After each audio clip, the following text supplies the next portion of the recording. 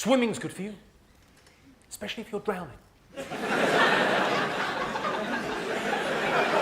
Not only do you get a cardiovascular workout, you also don't die. 2 ticks. I said to my girlfriend, I said, you shouldn't eat before you go swimming. She said, why? I said, you look fat. I'm not being snobbish, but I think you know you're common if you're at the same school as your mum.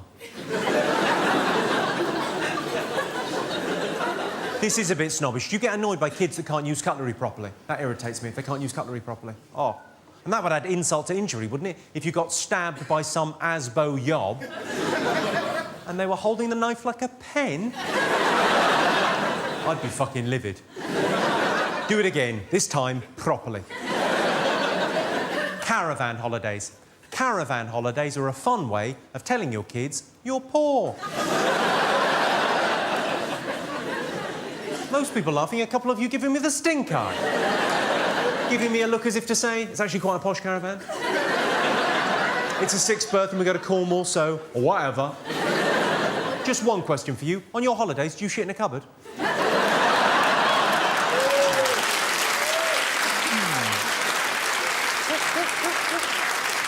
You just about cracked a smile, but it really took some effort. What's your name, madam? What's your name? It's not the telly. I can see you.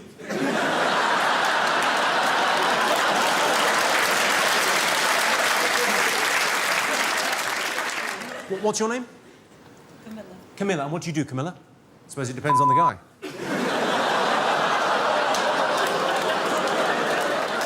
I'm only messing about. Just you look all dressed up for this sort of show, this kind of filth.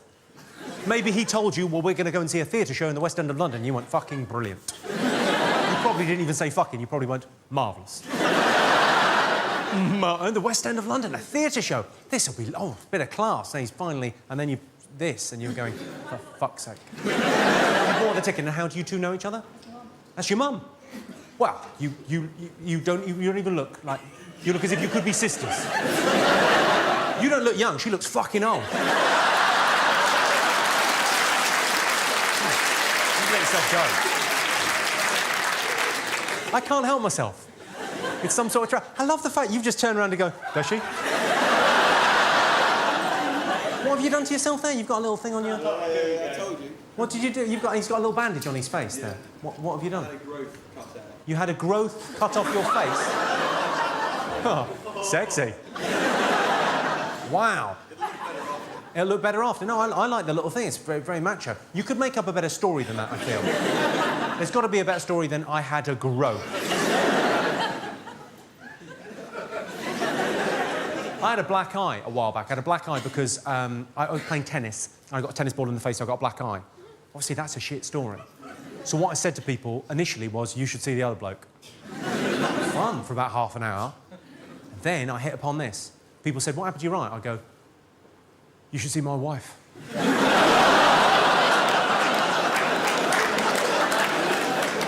You can visit her, she's in hospital. See, it's all class, this, Camilla. Wife beating. Oh. Good. Well, we'll check in with you from time to time, check you're happy. Good. Whenever I'm cooking, I always make sure there are vegetarian options. They can make do, or they can fuck off.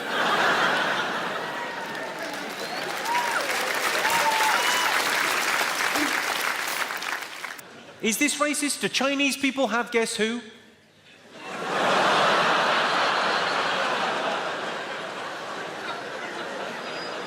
I tried that joke for the first time in a tiny little 50-seater theatre above a pub, and there was a Chinese lady front and centre, and she laughed enough that she sort of bent forward, and it looked like I'd gone, no. It's creepy. Genuinely weird. I like to think of myself as an equal opportunities offender. I like to think I offend everyone and therefore no one, because it's kind of a blanket bombing approach to offence. It's like I'm not picking on any group, and also I'm not really making any points, am I? I'm just trying to make you laugh for a couple of hours. That's my only job in this world. I'm not trying to make any points or change anyone's mind about anything. And the best defence of a joke is always, it's just a joke. I was only joking. Relax, I'm just trying to make you giggle. When you try and say something that's true, earnestly, from the heart, that's when it can fuck up much more spectacularly in your face. I've got a story about this. Do you want to hear it? Yeah. It's a story about PC blowing up in a friend's face. So this mate of mine, it's quite a long story, which is unusual for me, but it's a doozy, you'll enjoy it. This mate of mine runs a comedy club, okay, at a university. He's in his mid-60s now, he's been running it since the early 80s, it's a legendary club. Anyway, runs this thing, he's quite a right-on kind of guy. If there's a petition to sign, he's signing it and forwarding the email to me. If there's a march to go on, he's on the march. Very right-on, political, involved kind of guy. Anyway, he runs this comedy club. This incident happened about 12 years ago. He decided to put on a night of American stand-up comedy. There happened to be 3 American stand-ups in London the same weekend, okay? So he decided, well, instead of just booking one of them, I'll book all 3 of them. We'll make it like a themed evening, like the 4th of July. We'll get hot dogs and Budweiser and what have you. It'll be fun. So everyone comes to the evening. There's like 300 people in the club, and he's all excited about it. The first act goes up on stage. He's a black American stand-up out of New York City, and he does what I would refer to as an Uncle Tom routine. If you're not familiar with the terminology, that means he did a racist routine. All his jokes were based on negative, racist stereotypes. He got away with it. He was a very charismatic performer. He was very handsome, but the material was, it was terrible. I mean, it was like, at best, it was white guys drive like this and black guys drive like this. Nonsense, ill-observed nonsense. At worst, it was stuff that would make your skin crawl, okay? He totally got away with it that night. He got a big round of applause at the end of about half an hour set, and he walked back to the green room at the club, and my mate went in after him, and he went up to him, and he said, I want a word. You'll get paid for tonight's gig, there's no problem with that, but you would not be welcome back at my club telling those kind of jokes. I think it's racist, I think it's wrong. I don't think it's okay for you to tell racist jokes just because you're a black guy. I think if anything, you should know better. I think it denigrates the struggle of the African-American people, and you can never say that no one's told you so, because I'm telling you so right now, it's racist and it's wrong. And the comedian went, I agree. When you're right, you're right. But I'm the other black comic. I haven't been on yet. If you eat a lot of spicy food, you can damage your sense of taste. When I was in India last year, I was listening to a lot of Michael Bolton. I'd like to end this evening by talking about heckling. I like a bit of heckling. It's great fun when people have come to see your show and they feel they can join it. It's like everyone's friends. It's great. But when you start out in this business, oh my God, it can be cruel. I've got a friend that was doing a support act. And obviously, if you're doing a support act, people haven't paid to see you, they're paid to see someone else, and you're sort of getting in their way. This friend of mine, he's a very funny boy, he was supporting a very famous comedian in Oxford. And someone from the back of the room, as he was halfway through his act, and he was struggling, fair enough, but he didn't need this. Halfway through his act, someone shouted, "You're ruining our evening." Fucking hell. It happens to me all the time. Happened a couple of weeks ago. A guy sitting where you're sitting there, sir, front and centre, his phone went off. Now, everyone's got a mobile phone. Someone's going to leave it on by mistake. It's not the end of the world. Just switch it off. Not a problem. He took the call. So there's me and 2,000 people going, what the fuck is this guy on? He totally confidently, he went, I'm at a comedy show. And then there was a pause and he went, not really. Not really. I'll leave you with this. It has been a pleasure talking to you, ladies and gentlemen. I'll leave you with this. This is the harshest heckle I've ever had to deal with. I was doing a gig in Edinburgh at Late and Live. It doesn't start till 1 o'clock in the morning, so they're all out of their minds on heroin and shortbread.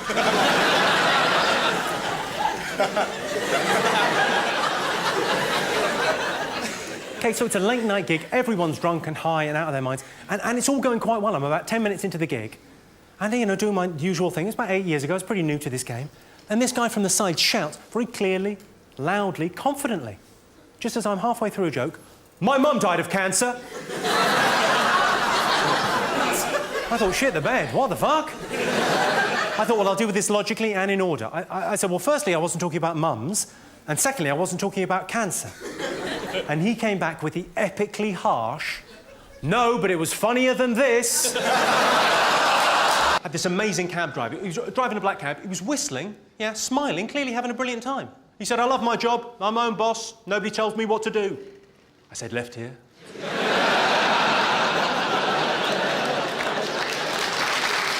I got into an argument with my girlfriend. She said, "You treat this house like a hotel." I said, "I have never snorted cocaine off a hooker's tits in this house."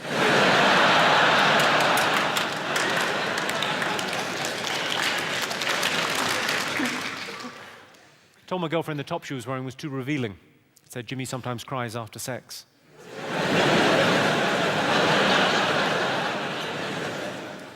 We got into a row. You'll be familiar with this. If you're in a long-term relationship, this is the kind of scenario for a row that I think happens a lot. We got into a fight on the way back from a party. So we went to this amazing party. It's about 2:30 in the morning. We're driving home. So I'm driving. I haven't had anything to drink, stone cold sober, driving.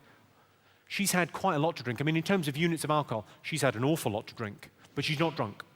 And I know she's not drunk. I know she isn't drunk because she told me she wasn't drunk 400 fucking times. You know, like sober people don't. Anyway, the worst thing about this argument, I didn't even say anything. Someone else said something, and she was talking about that, and I just agreed with the fact that the other person said. And it was a fact. It wasn't a point for debate. It was a fact. So I was driving along, right? She's talking a lot. I'm listening a little. Okay, my bad. But she's telling me about the evening in real time. And I was there for most of it, so I don't need to be hearing this. A lot of the stories involve me. Right, so we're driving along, she tells me this story, and she got to the point, she said, this mutual friend of ours, this girl that we both know, she said, that girl said my dress was short. I went, yeah, it is. You're taking her side? Why don't you go back to the party? Why don't you drive her home? It was short. I mean, it was a really short, it was what I would call a greyhound. You call it a greyhound? It was just an inch away from the hair.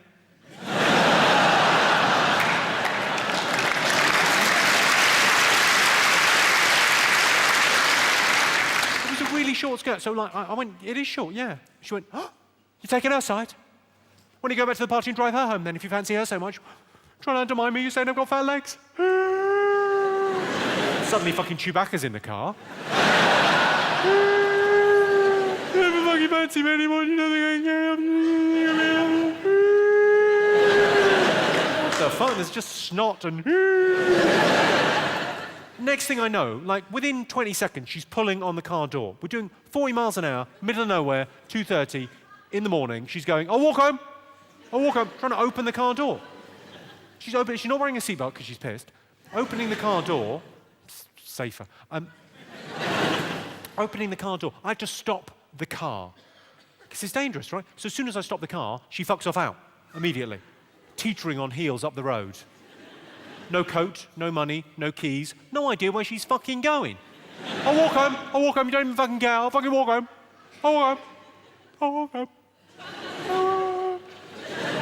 So I have to do the dutiful boyfriend thing of driving along at 4 fucking miles an hour. Come on, get back in the car. It's all my fault. It's not my fault, I've done fuck all here. Come on, get back in the car, I'll buy you chips.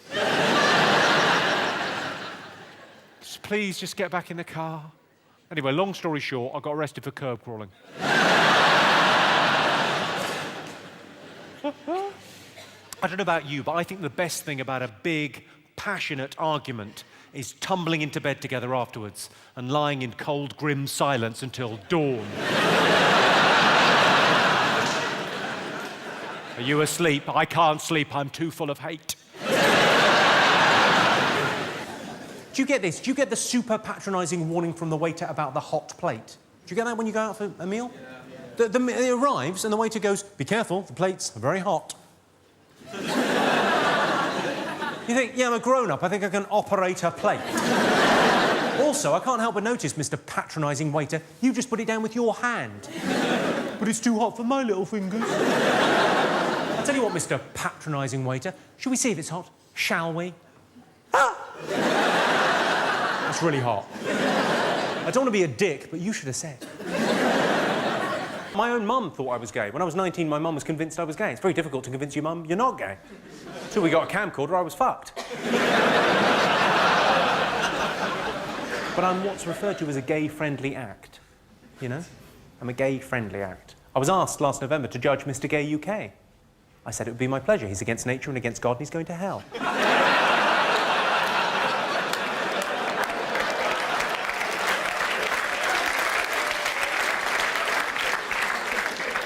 I think it's okay to tell that joke because it's almost impossible to offend a homosexual man. You know, because let's face it, they're doing that for fun. If your idea of a good time is a cock in your ass, what do you care?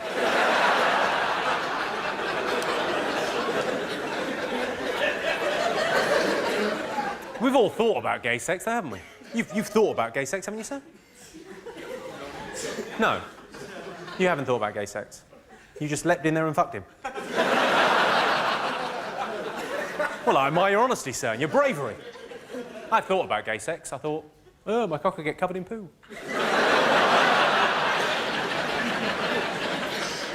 You're sniggering. What's your name, blonde lady? Who...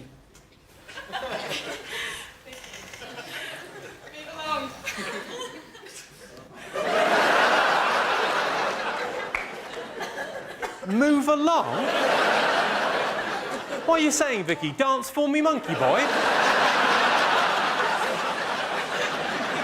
Is he your fella? Well, what do you mean? He's either your fella or he isn't. Is he your fella?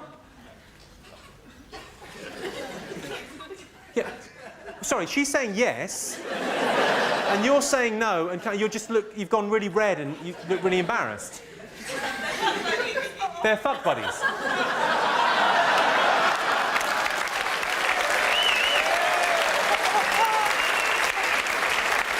Oh! I see. What? How very modern. How very 2005. So you're not going out with each other, but you are fuck buddies. That is fantastic. Can we just all take a moment to, you know, congratulate that man there?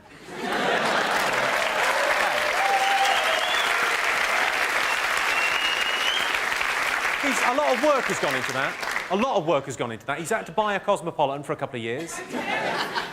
Sorry? My parents are going to watch this. And they'll know that you're a dirty little hussy.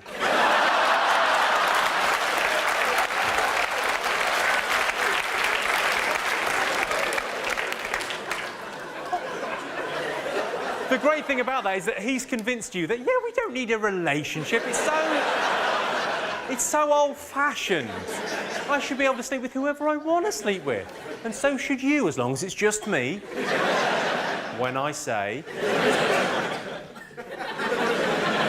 must be something else going on. Yeah, there'll be a lot of jokes. It's not every day I get to talk to a slag. Come on. Now... I don't know where the mark is until I overstep it. That's my... You just did. That is juvenile.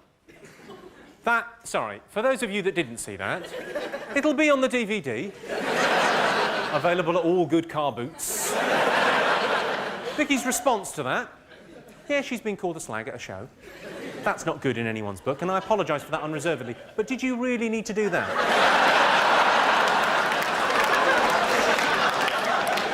God bless you. I do a lot of gigs for people less fortunate than me. Only last week I was in Stoke. For those of you that don't know, it's sort of the English equivalent of Dundee. Are there people in from Dundee? Oh, there's some girls in from Dundee. That's good, because I've got money for chips and I wouldn't mind sex.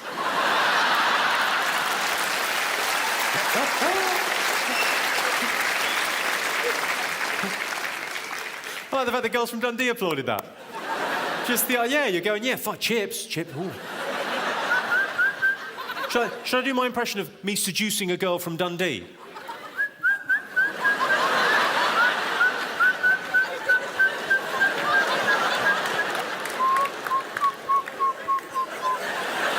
So that's all you need. Oh. Fucking marvellous.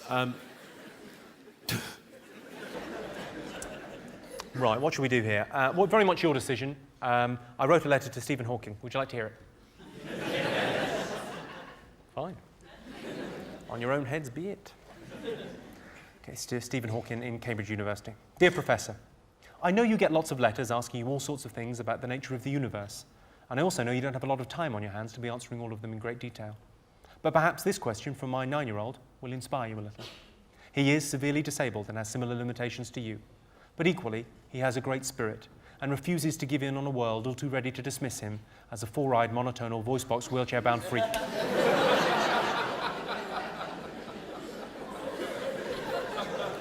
Anyway, what he'd really like to know is, would you like to come over and play?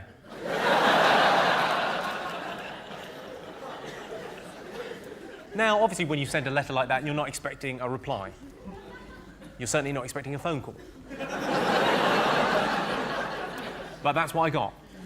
My younger brother Patrick answered the phone and passed it to me. He said, "It's Stephen Hawking's assistant." I was slightly taken aback. She was inquiring as to the name of my son. Now, the only disability my son has is, tragically, he's fictitious. But as I said, my younger brother Patrick had answered the phone, so I said Patrick.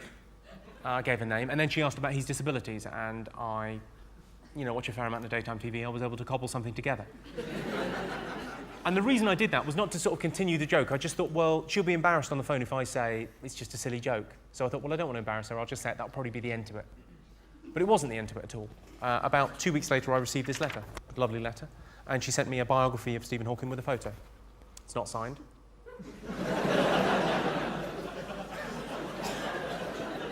And then about a week after that, I got this letter from Stephen Hawking himself. It's absolutely genuine. I'll read it to you now. Dear Patrick, my assistant, Karen, has sent me a letter from your father who tells me that you've invited me to come over and play. It's very kind of you to send me the invitation, but unfortunately I'm teaching at Caltech in Pasadena until the 1st of May. So I can't take you up on your offer. Even though I am 60, I think it's never too late to play. One of my birthday treats was to go for a balloon ride, and that was really exciting. If you're interested, contact Ian Bentley at Innovative Ballooning. There's the contact details and phone numbers. I did contact him, and he'd bought us a balloon ride.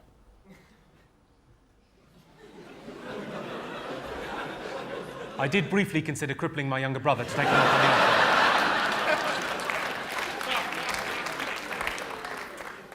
The reason I sort of share that with you, ladies and gentlemen, is because, it's all a bit clever, sending people, letters and kind of running away. But that one went horribly wrong. And I also thought it demonstrated that Stephen Hawking is not only a brilliant man, but a brilliant bloke. What a lovely thing to do. Fair enough. Having said that, responding to a letter where you yourself are described as a four-eyed monotonal, voice-box, wheelchair-bound freak, maybe not that clever. My girlfriend wants a diamond ring, and the only reason I know that is it's pretty much all she fucking talks about. Let's face facts. The only way my girlfriend's getting a diamond ring is if the vajazzler slips. I don't really understand the vajazzle. I mean, I know what a vajazzle is. I know what it is. They whip away all the hair from your foo-foo, and then they diamante it. I say they, I imagine you get some Pritt stick and glitter and have a crack yourself. Have a sparkly crack yourself. You're welcome. I just don't know who that's for. I've never met a man who said to me, "Oh, I love vaginas. But I wish they're a bit more zhuzhy." A few more sparkles wouldn't go amiss. I want a glamour puss, a showbiz entrance. Has anyone had a vajazzle? She had. What motif did you go for, madam? I was a little bit embarrassed to ask for one. You had a heart because you were embarrassed to ask for... Like something spectacular. You were embarrassed to ask for something spectacular. So you were fine with someone putting glitter on your fanny, but you went, "I don't want to ask for anything embarrassing." How adorable. And was it for a special occasion, or was it just... No, I just thought, why not? You thought, why not? Well, plenty of fucking reasons. Basic hygiene. Your boyfriend could chip a tooth. And it was definitely a proper vajazzle, not a Liverpool vajazzle, which is just a euphemism for herpes.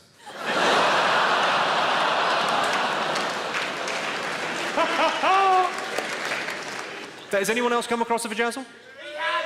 He has. Not hers, I hope. Go on, what did they have? Can't remember. It was my stag do in my... You can't remember? It was your stag do.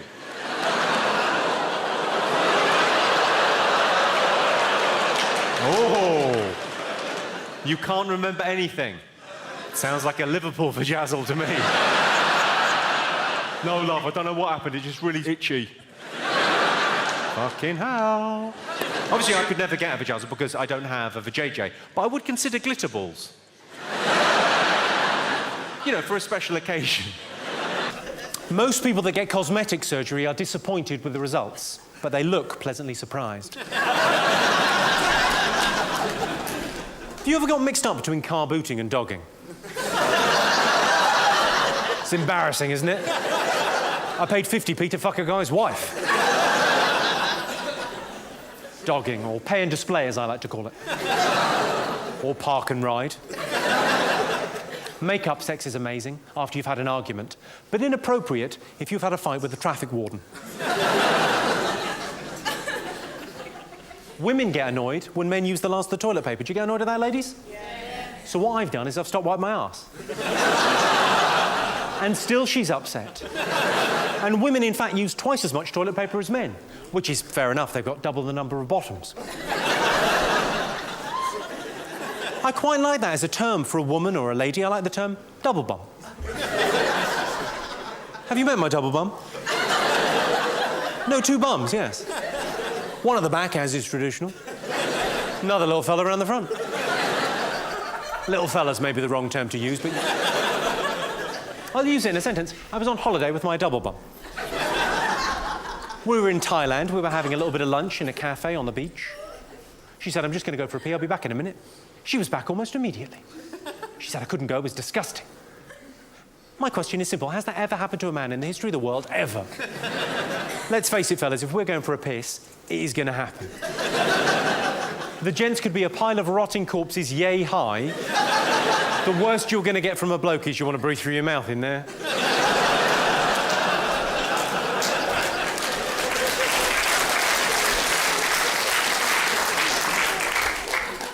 She said a weird thing to me recently. She said she wanted to wear a blindfold during sex. I thought, well, fine. On the one hand, you want to take away one of your senses in order to heighten the other 4, in order to increase the erotic pleasure of lovemaking. Let's give that a go. Sounds fun. On the other hand, I was thinking, what you're really saying is, I will fuck you, but I'm going to have to cover my eyes. I like it when ladies get tattoos. Have any ladies in here got tattoos? Yeah. What have you got? A vent. A what? A vent. You've got a vent. I think that may be the crudest term I've ever heard for a vagina.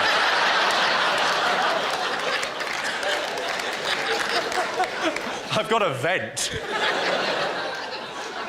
Well, if you're particularly gassy, I suppose.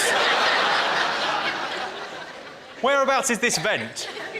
On my arm. On your arm, you've got a vent. You have, by all accounts, got some sort of vent. Fucking go, girl. Nothing says feminine like air conditioning equipment. Nothing says I'm hot like I need a fucking vent. That's how hot I fucking am. Has anyone got one on the small of their back? Yeah. What have you got? A football symbol. A football symbol. Yeah. Would you like to see it? What, sorry? Would you like to see it? Yes, I would. Let's have a look. A football symbol. What is it? Gaelic football. It's Gaelic football. Yeah. Irish football. Right, no, I know what Gaelic football is. How come you've got that there? Did you do the whole team and you got a bonus? Is that, I don't know. It's always struck me, it's a lovely place to get a tattoo because it's discreet. When you ask a lot of ladies why they get a tattoo, they say, I got one there because it's just for me and my partner. Or partners. But my question is, if he's looking at that, he's already having a good time. The last thing he needs is more visual stimulus. What you've basically got on your lower back is a target. Having said that, I really like tattoos there, so I'm trying to convince my girlfriend to get one. I want her to either get, if you can read this, you're fucking me. Or, now wash your hands. I'd like to get a tattoo. I'm thinking about getting one just there, just across there, just above the Speedos, just above the banana hammock. Saying, caution, choking, hazard. Ages 16 and up. May contain nuts.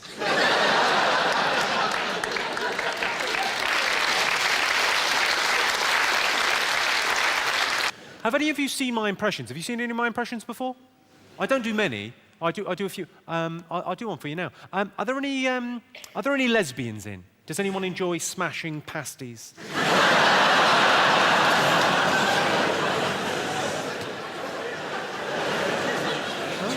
Are there any lesbians? There must be some lesbians, surely.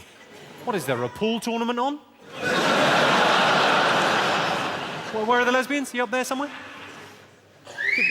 Oh, there's some lesbians up there. Are there lesbians over here? Hello, girls. How are you? You all right? Very nice to have you in. The impression that I do, it's more a piece of physical theatre than an impression per se. But it's the... hang on, the cameraman's coming to get the lesbians.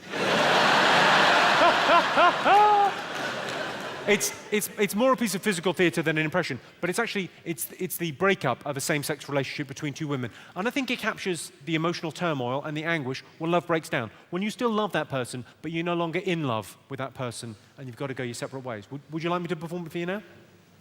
Okay. Just give me a second here.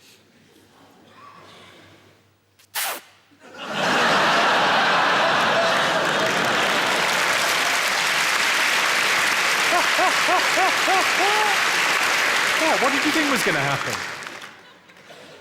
I feel duty-bound now. What's your name, madam? What? Charal.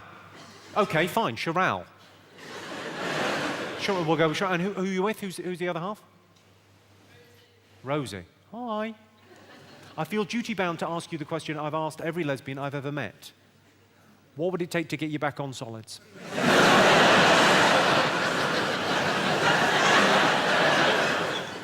Oh, I got a maybe, yes. I'm 2 Bacardi Breezes away. Come on. I saw a thing on the cover of Elle magazine. You're all familiar with Elle magazine for the ladies. It said on the cover, what to buy and how to wear it. Buy a dress and zip it up, you fucking moron. What kind of idiots are reading Elle magazine? Who's standing in a newsagent naked thinking, help? A lot of women worry about one breast being smaller than the other. But focus on the positive. One of them is bigger.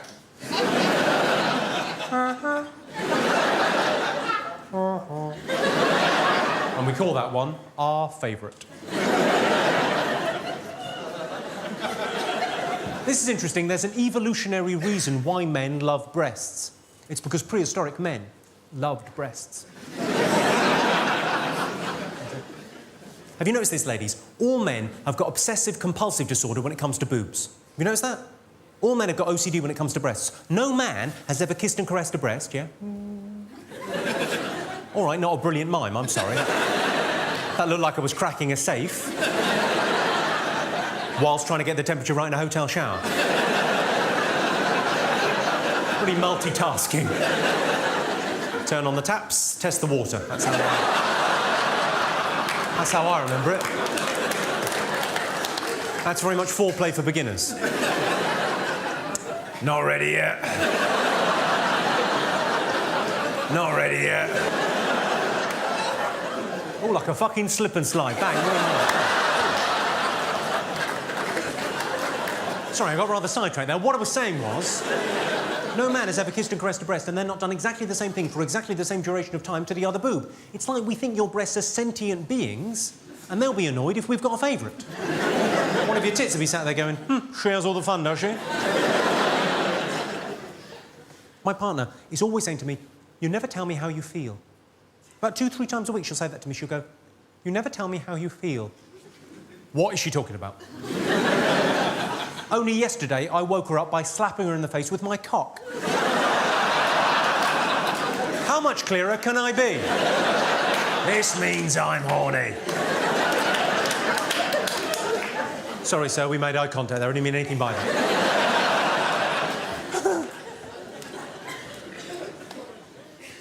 Are you all drinking this evening, ladies and gentlemen? Are you drinking? Yeah, quite a few of you. I like drinking. I prefer being drunk than getting drunk. I'm not very keen on beer and wine, but I like the interesting things you order when you're drunk. The drinks that no one ever orders sober. Aftershock is a prime example. You know that weird pink fluid? No one's ever ordered that. So the designated driver has never walked into a bar and thought, well, I can have one drink, can't I? They've got beer, they've got wine, they've got spirits. No. I'll have a pipette of Aftershock, please. It's the same with the Flaming Zambuca. No one's ever ordered one of those sober.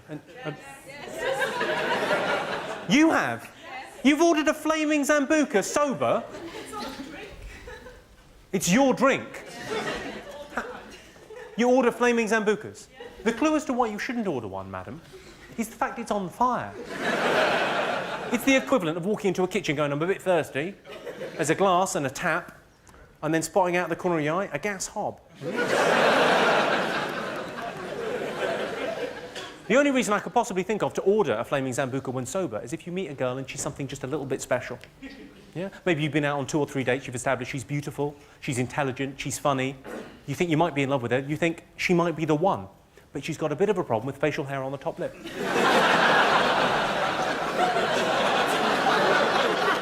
That can be an awkward thing to bring up. Much better, I think, take her out for a drink. 2 flaming Zambucas, please. No, they're both for you. You know, and you drink flaming Zambucas as well? Whereabouts are you from? Newcastle. Oh, of course. Sorry, I'm sorry. I'm terribly sorry. I was asking kind of a London audience, do you drink flaming Zambucas when sober? If I thought there were people in from Newcastle, I would have said, what do you like to drink to get you in the mood for a fight?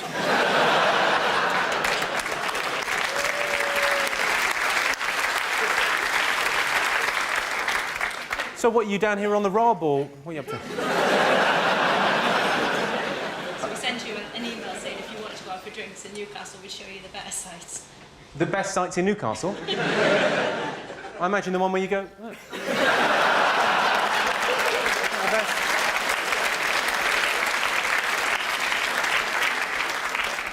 Has anyone had this recently? Has anyone made an appointment with the doctors recently? I phoned up for an appointment with my doctor and I got an appointment in 3 weeks' time. I thought, that's good, I'll either be better or dead. But then they gave me option B. They said, well, you can come down and see the locum doctor. It's not your doctor, it's just our doctor we've got down there, and if it's serious, you can come down and wait.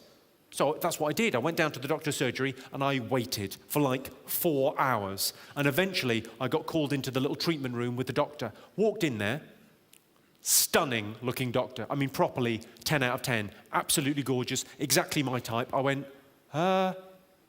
I'm embarrassed. She said, I'm a professional, you're a grown man, just tell me what the problem is. I said, okay. I think my cock tastes funny.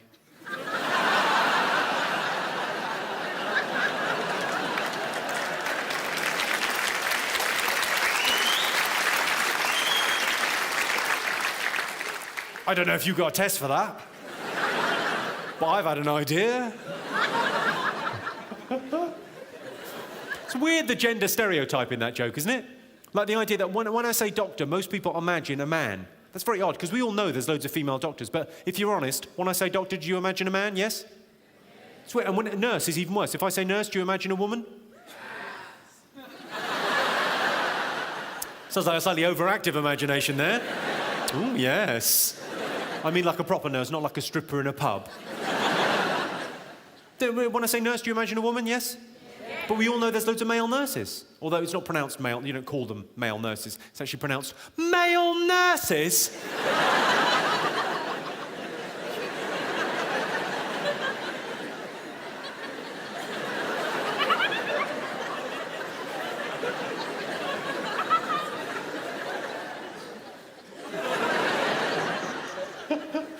Not that I don't want to offend any male nurses, or indeed your boyfriends. Just nod that one in. Good. Now, I don't know if anyone's seen any of the other TV shows that I made. I make a show called Distraction at the moment. Has anyone seen that? Yeah. Oh, just about everyone. And one person liked it. Well, that's good. If I can entertain just one man, I'll have been shit.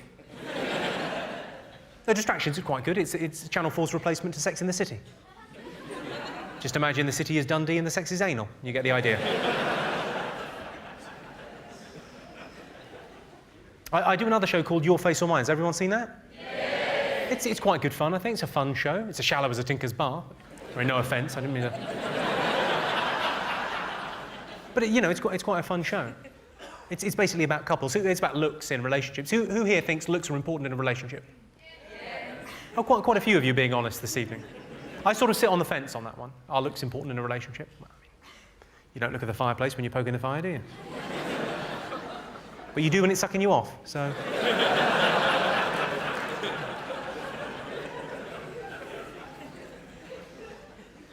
Are you two a couple?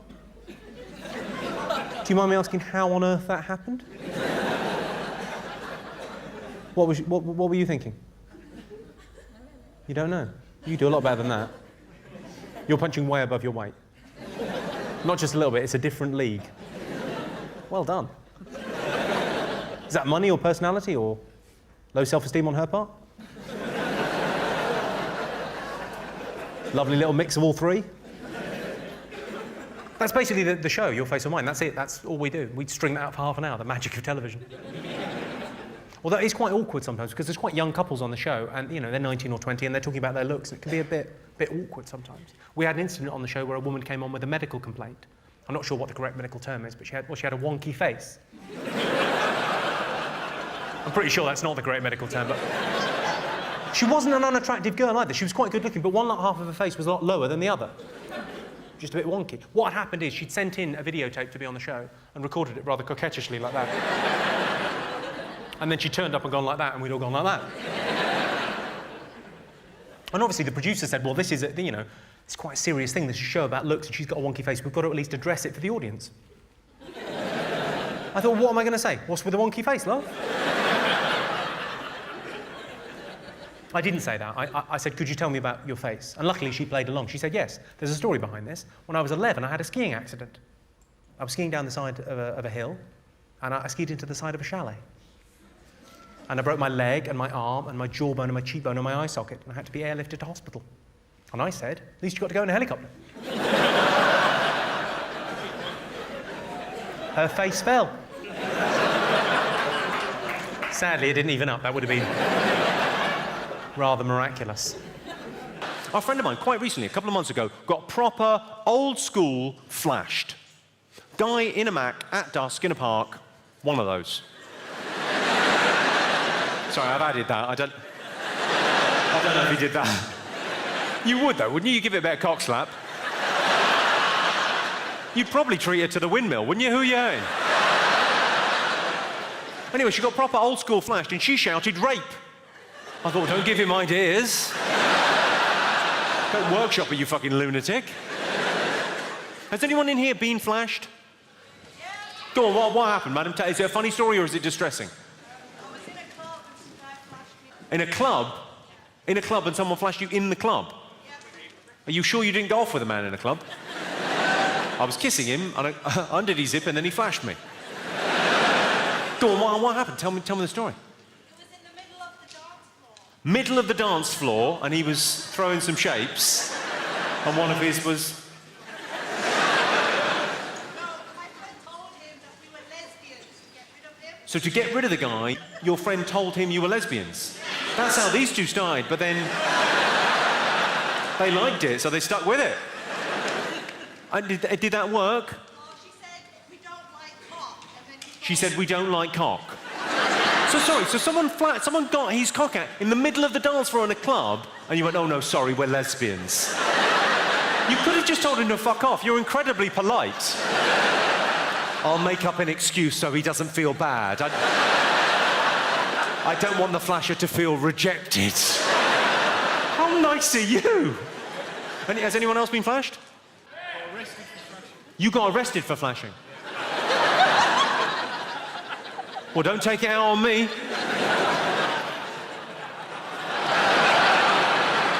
What do you mean you got arrested for flashing? Well, I was going for a piss. You were going for a piss?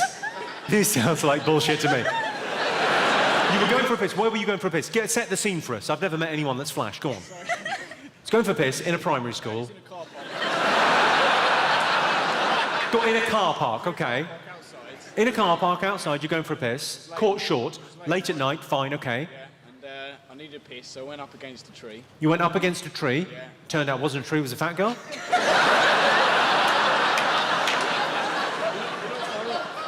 Go on, so you walked up to a tree to take a pee in a car park. This doesn't sound terrible. So far, I'm on this guy's side. Go on.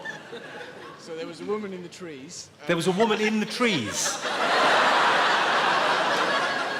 Sounds like you've broken dogging etiquette by pissing on someone. So you went up to take a piss on a tree, and there was a woman in the tree. she was walking. There's a pathway, She was walking, okay. and it was outside a police station. And it was outside a police station. What kind of a fucking idiot are you? You went for a piss in the police station car park. Why don't you just turn yourself in? That's a cry for help if ever I heard one. Lock me up before I hurt someone. And what, did she scream? Did she complain? What happened? She went into the police station, and they came out and arrested me for indecent exposure. They came out and arrested you for indecent... Is it because you're a bit ginger? Do you think they would have let you off if you hadn't been quite as... I'm sorry about these lights as well. We could well be giving you skin cancer.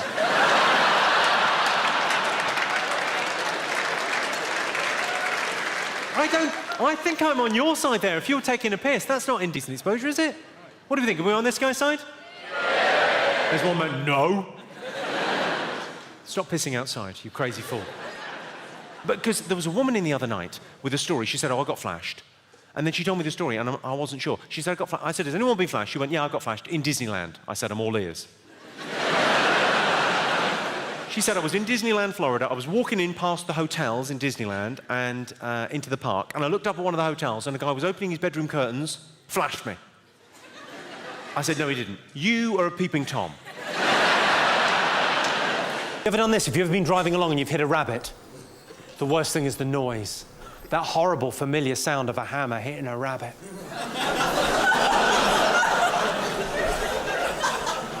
97% of all dangerous driving offences are committed by men. You know what that means? It means 3% are committed by bloody women drivers. You know who you are, you're a fucking menace. I don't think speed cameras are fair. Who's with me? Yeah. I can't see how they're fair. If I'm driving home from this gig at 12 midnight, yeah, and there's kids playing in the street, they've got bigger problems than me. Well, not anymore, they haven't, but let's say I'm driving home from this gig, 12 midnight, let's say I'm doing 40 in a 30 zone, I get flashed by one of those cameras. How is it fair that my girlfriend gets 3 points on her licence? That doesn't seem fair to me. She's already got 12 points. She's going to have to go to jail. Have you all seen that incredibly powerful commercial on television where the child morphs back to life, having been run over? Yeah. Incidentally, that's why you're not allowed to leave the scene of an accident. You missed the best bit.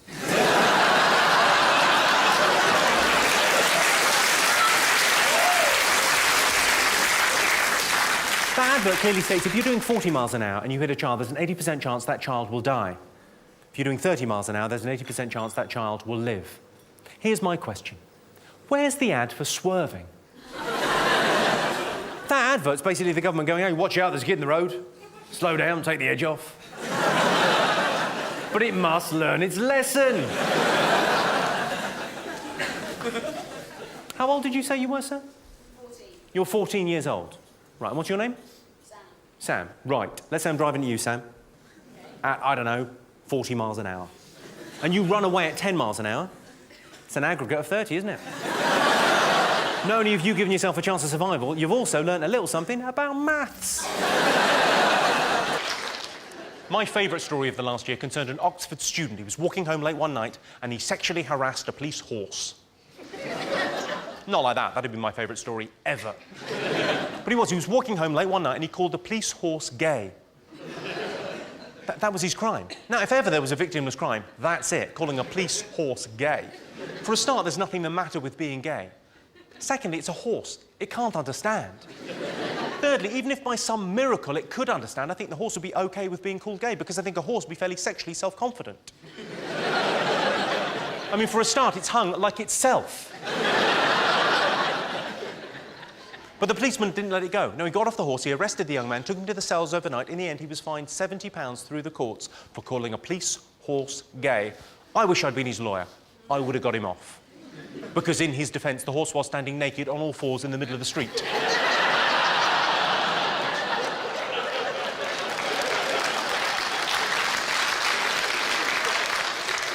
With a uniformed man on his back. That is quite gay. You're gay, right? Come on, you're so far in the closet, you're having adventures in Narnia. Don't get the wrong idea, I thoroughly approve. It's a lifestyle choice. The wrong choice. No, but if God didn't approve of homosexuality, you would have sent some sort of plague to wipe them out. Oh, easy. If anyone's offended, can I refer you to my earlier comments where I said I don't believe in God, and then respectfully request you fuck off. It's only a joke. Jokes are fine. Proper homophobia isn't fine. I don't like it when the tabloids are homophobic, because they're such an important part of our culture, the tabloids. When they get it wrong, it sends a very bad message. Do you remember last year when they outed a footballer? Which is a terrible thing to do anyway. They outed this footballer, and in the course of the article where they outed this guy as a homosexual, they described consensual oral sex between two adults, yeah? Two fellas sucking each other off. They described that as a prank. How demeaning to homosexuals is that? To have that act of lovemaking described as a prank. And it also doesn't work from the other point of view, because I like to think of myself as something of a prankster. But I don't think I've ever said, gotcha!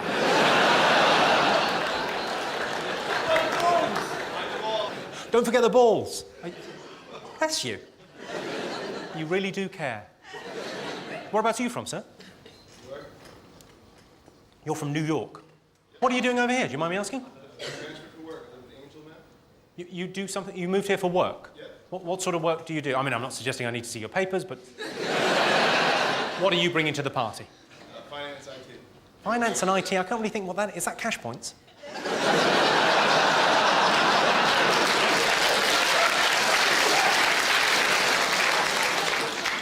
Hang on, you're looking at ATMs. It's our language, you fucking ruined it.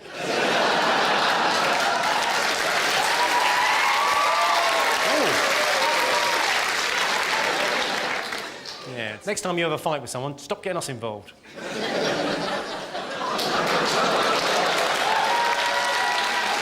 You're getting blamed for everything. Go on, you can... If it weren't for us, we'd be speaking German.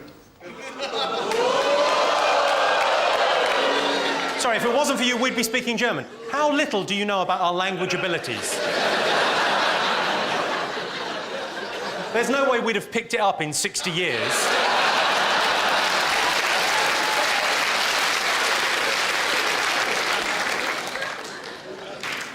It's very difficult to get dirty talk right. Have you noticed this? It's very difficult to get dirty talk right. Like, in a long-term relationship, it's fine, because you know where your boundaries are, you know your partner. But on a one-night stand, fraught with danger. I've got a story concerning a friend of mine. He's quite good at pulling. We were all at a party together, and he pulled a girl that none of us knew. Ended up back at her place that night having sex. Well done him, high five. So he told us the story the next day. He said she started it. They were having sex. She said, talk dirty to me. Or more accurately, talk dirty to me. So from the Rolodex of filth in his head, he came forth with this. And this would be fine for many of the ladies here. Within the confines of the bedroom, within the boudoir, this would be an okay thing to say. With a long-term, loving, trusting partner. On a one-night stand, maybe not. He said, you love it, you slut. She said, I'm not a slut. And there was a very awkward moment. Awkward as moments can be when you've just insulted someone you're balls deep in. He apologized profusely, needless to say, and they moved on. I imagine there's a story there, madam. Well, you know how when you've got a phrase you're not meant to say, it's all you can think to say? It's on the tip of your tongue. So like 2 minutes later, right, my friend, he somehow lost track of what he wasn't meant to say, says it again. You love it, you slut. She said, I'm not a slut. And he got into an argument with her. He didn't mean to. It was like a reflex. When she said, I'm not a slut for the second time, he went, well, we have just met. She said, you don't know me. He said, well, that just proves my point. You going to McDonald's? You might go in there later on. You might need a poo. Have you noticed how underneath McDonald's it still says restaurant? Who's that for? Who doesn't know what McDonald's do? And also, restaurant. Is it a restaurant? Really? You guys are a couple, right? How long have you been together? A year and a bit. OK, so long-term relationship, a year and a bit, you've been together. How annoyed would you be, madam, on a scale between 1 and fucking very? If next Valentine's he said to you, yeah, I booked a restaurant, yeah. Yeah, I spoke to the maitre d'. Yeah. Ronald, I think his name was. He was either the maitre d' or a 5-star general, because he had the whole bit, oh, yeah. I've organised a table for 2 and he recommends the filet-o-fish. You'd fucking kill him, wouldn't you? And who doesn't know what McDonald's do at this stage? You'd have to have been living underground for 25 fucking years.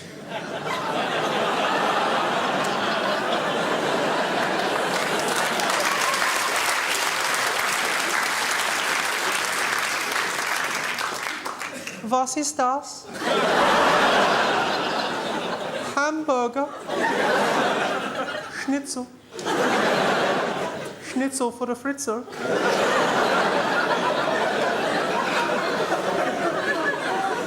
Oh. I got stopped outside of McDonald's. This guy said to me the other day, he said, this cheap food is only made possible by GM farming, cruelty to animals and the exploitation of workers in the third world. I said, all right, hold up. You had me at cheap food.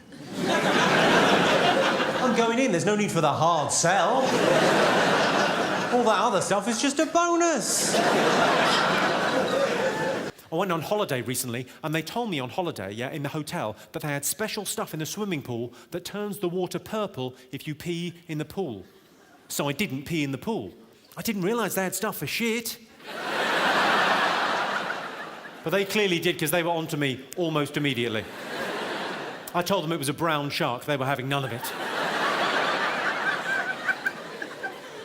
It's very much like, after talking to you for about an hour, it's like being at a dinner party and realising you're the only one on cocaine. You find yourself thinking, they're not a very chatty bunch. If it wasn't for me, this would be shit.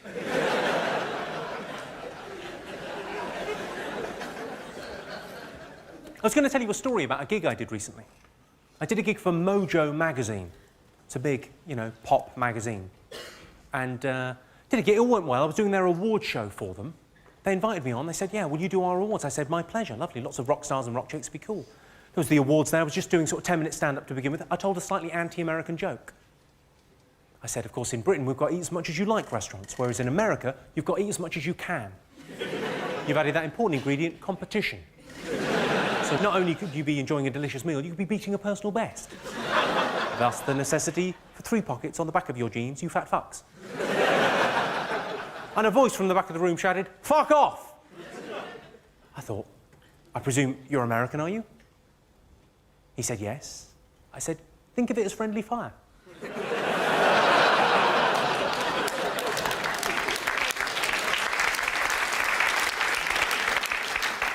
He then shouted, fuck off again, but louder.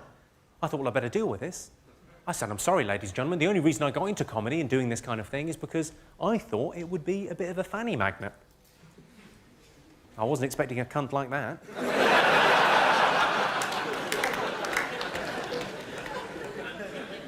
At which point, the editor of Mojo magazine, who was sitting just down here, got up and looked like he was going to come around and pull me off.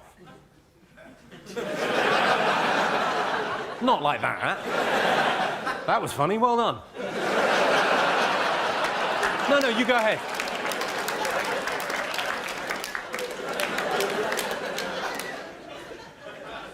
I sort of signalled to him to stop. I signalled to him to stop. I said, I'm sorry, sir, it was a cheap shot. It's a bullseye, doesn't matter. And I apologise unreservedly, sir. I did not mean to... Well, I mean, the thing was, the line got a laugh, but then there was an audible, ooh. I thought, well, who have I told to fuck off? It was a guy called Anthony Kiedis, who's the lead singer of the Red Hot Chili Peppers. And I'd noticed on the way in that he was on the cover of Mojo magazine, and I wasn't. I thought, this is a social faux pas of epic proportions. You know, and I thought, well, I better apologise unreservedly. I said, I am sorry. If I've caused any offence, I'm sorry. I did not mean to call you a cunt. I'm sure you're not. I'm sure you don't have the depth or the capacity to give pleasure.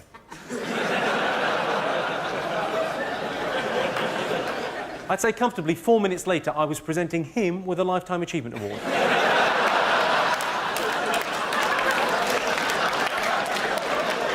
I'll I'll never forget what my granddad said to me. I shit in a bag, please kill me.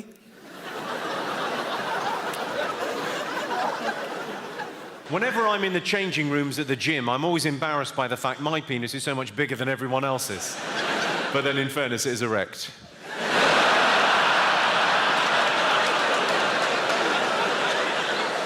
Women usually take care of contraception within a relationship, but some men do, and they're called dads. I'm not sure about abortions being available 3 months into pregnancy. I think they should be available right the way up to GCSEs. I like the phrase performed an abortion. Do you think anyone's ever gone, ta-da? A lot of people are worried that the artificial creation of sperm in laboratories means that men are essentially obsolete now. Women don't need men anymore because they can artificially create sperm in laboratories. What do you think about that, ladies? Yeah. Luckily, they keep the artificially created sperm in jam jars. So you still need us to...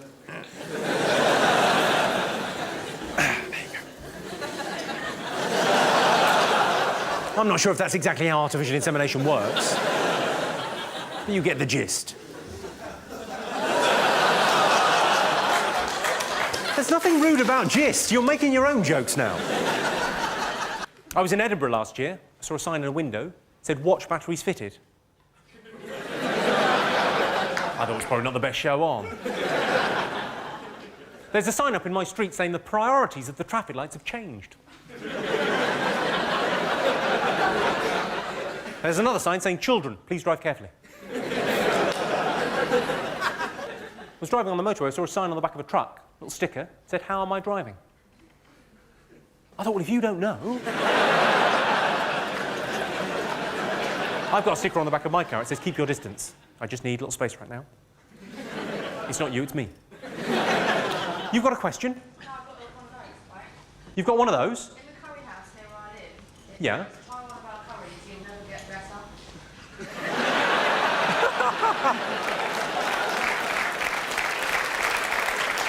That is fucking brilliant. Do you think they mean it to be like that? Sorry, I don't know if everyone heard. It was the, in the curry house near you live. It says, try one of our curries, you'll never get better. That is fantastic. I saw a sign in the park. It said, remove dog nuisance, so I shot a poodle. I was in Australia. I saw a sign that said, convenience store, 75 miles. No, I'm not even going that way. My favourite road sign of all time, it's a red triangle, and it says underneath, falling rocks, and inside there's pictures of falling rocks. What am I meant to do with that information? It may as well just say random accidents ahead. Life's a lottery, be lucky. I was by the seaside recently, and I was thinking about rising sea levels. And this guy next to me was throwing stones into the water. I thought, well, that's not helping. If anything, you're making matters worse. Well, thanks very much. I always feel slightly guilty at the beginning of a show because you've all clapped and whooped. I've done nothing so far. I just walked from over there. It was easy. Anyone could have done it. You could have done it. Maybe not you, but most people could have done it. I always feel quite guilty because you've given so much, I've done so little. What if I'm shit? Don't panic, I'm not. Close to comedy genius. The Guardian. It's a newspaper for teachers, I don't expect you to understand. I am Jimmy Carr, off the telly.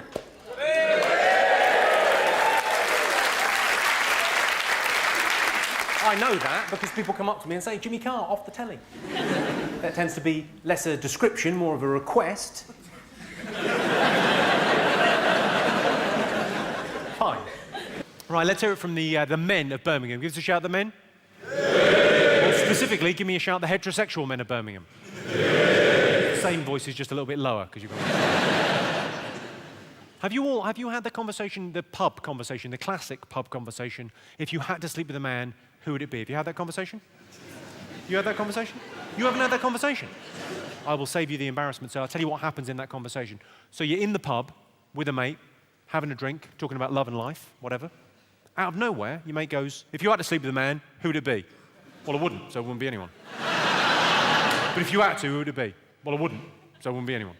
But if you had to, though, well, I wouldn't, though, so no one. But if you had to, well, I wouldn't. But if you had to sleep with a man, who would it be? Well, I wouldn't. But if you had to, though, well, I wouldn't, though, so no one. But if you had to, well, I wouldn't. But if you had to, though, well, I wouldn't, though. But if you had to, though, well, I wouldn't. But if you had to, I wouldn't. If you had to, I wouldn't. If you had to sleep with a man, who would it be?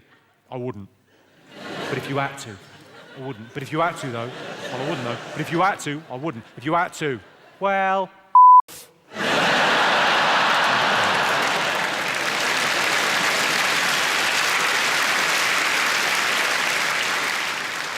I got accused of being gay the other day. I was on stage doing a gig and I had a pink shirt on and someone accused me of being gay. I went, gay, it's a gay shirt, pink shirt, gay. I can't think of a more masculine colour for a shirt than a pink shirt, because a pink shirt shows the world you don't know how to put a wash on. What could be more masculine? I once went out with a girl who was so fat, it felt like I was two-timing her. I'm joking, I didn't go out with her. The big problem they talk about these days is childhood obesity. They talk about that all the time, childhood obesity. And they say these kids are greedy. They're not greedy. They've just got slow metabolisms and very fast, chip-eating hands. There are 1 million obese children in Britain today. Do you realise if they all jumped up and down at the same time, they might lose a little bit of fucking weight? Breastfeeding in public, does that annoy anyone else? Annoys me. The baby's head gets in the way. You can't see a fucking thing, can you? Now, no one likes having their parenting technique criticised, but would you agree with me that 7 is too old to be in a pram? Would you agree with that? Yeah. Would you have said anything? Because I said as much. It's a wheelchair, is it?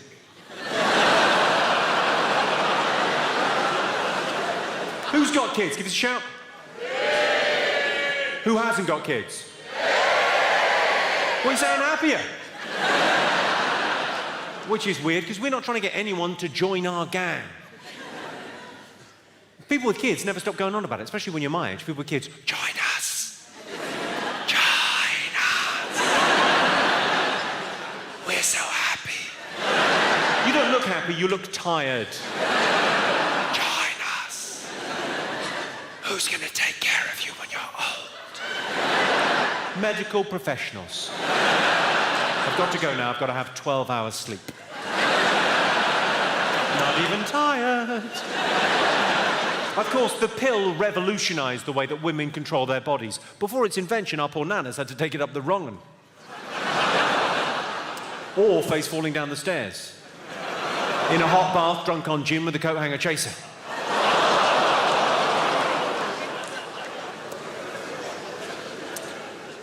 My best friend's wife is having a baby, and I asked him, I said, what do you want, a boy or a girl? And he thought about it. He said, I wanted a blowjob. Environmentalists tell us that every day an area the size of Wales is destroyed. Why is it never Wales? So are there Welsh people in this evening? You're from Wales? Well, don't worry. Do you know what the most common crime is in Wales? No. Hang on, I've got to ask someone about her foo-foo. It's a long time for a pee, you all right? You're fine? You sure? Is that better? Bless you. Sorry, I was just talking to your friend about being from Wales. Do you know what the most common crime is in Wales? Have a guess. What guess? Sheep shagging? Well, that's rather insulting, isn't it? And to add insult to injury, you're wrong. It's not sheep shagging. It's actually ram raiding. The second most common crime is having sex with a minor. If anyone's offended, just look for the other meaning. You'll be fine. Now, listen, this isn't what the show is about at all, but I was briefly going to tell you about a thing that I'm doing at the moment. It means a lot to me, and I was just going to take a moment of your time. I've started a little charity, just a little thing of my own, and it's going great, but I didn't want to put anything up on big screens or put any leaflets out or anything in the programme. I was just going to briefly tell you what the charity that I've set up does, and then if you want to get involved, you could just Google it. But it's not really what the evening's about. The evening's just about having a laugh, but I thought I might just... Sorry, I'm wittering on now. But you could just look it up and Google it if you want to get... You know, I'm just saying, you know, because you could be proactive rather than me sort of forcing it down, because people get bored of that. OK, what we do is we send obese children to the rainforest. I don't mind you tittering, because we're already seeing fabulous results. And if you want to be part of that, it's feedthetigers.com.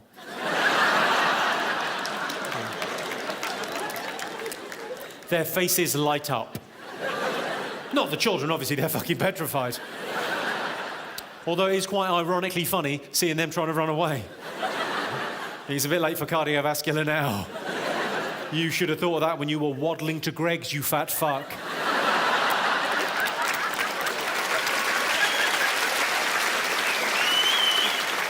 Let's try and lighten the mood, shall we? Let's lighten the mood a little bit. When I read about that Austrian fella, it was bound to come up, wasn't it?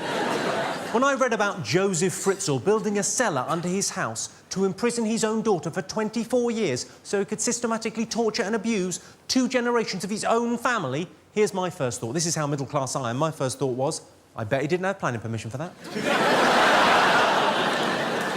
Oh, we'd all like to add some square footage, but there are some fucking rules, mate. Has anyone in here ever tried any DIY? Give us a shout if you've ever tried any kind of DIY, yes? Yeah. Most everyone's tried. Can anyone who's ever tried DIY, hand on heart, tell me they don't have a little bit of admiration for the work that Fritzl did? It's not easy building stuff, is it? It's not easy to be a tidy workman. I'm not saying I approve of what he did down there, but he built a cellar without his wife even fucking noticing. I'm just saying credit where credit is due.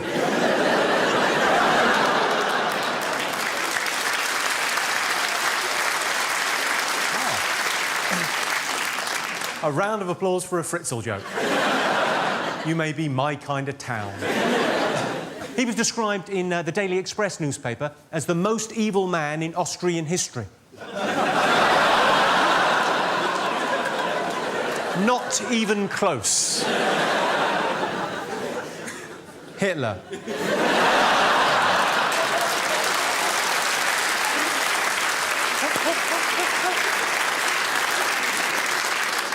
Exam standards are coming down in this country.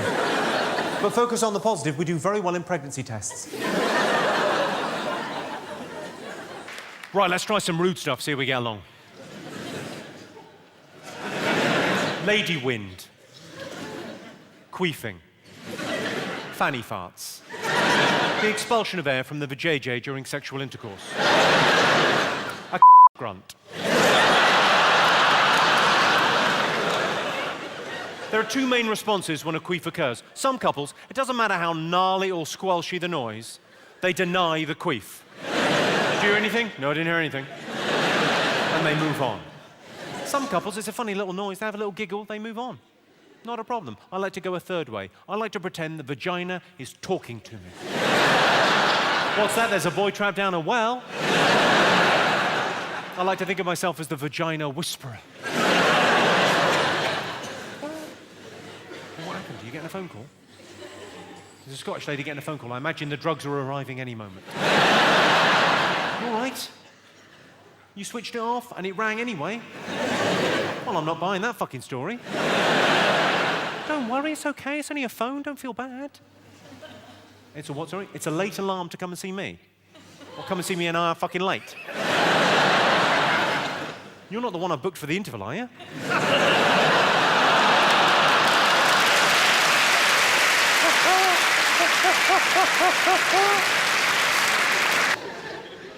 Do you think strippers get home after a hard day undressing and think, oh, more work? Da, da, da, da, da, da, da. I realise that's the worst mime of a stripper. I'd love to go to a strip club where they just went like that. That's my vagina. Have a butcher's. Show's over. I've discovered, incidentally, the worst thing you can say when a stripper is performing. I was at my friend Toby's stag do, and we booked a stripper, but she fell through on the day because she was unwell. So the agency sent us a replacement. Anyway, there's 20 of us in the basement of a restaurant in West London watching this girl do some fairly grisly things, which I will come to later. And Lee turned to Harvey, and he whispered, and I don't know where he learnt to whisper, I'm guessing in a fucking helicopter.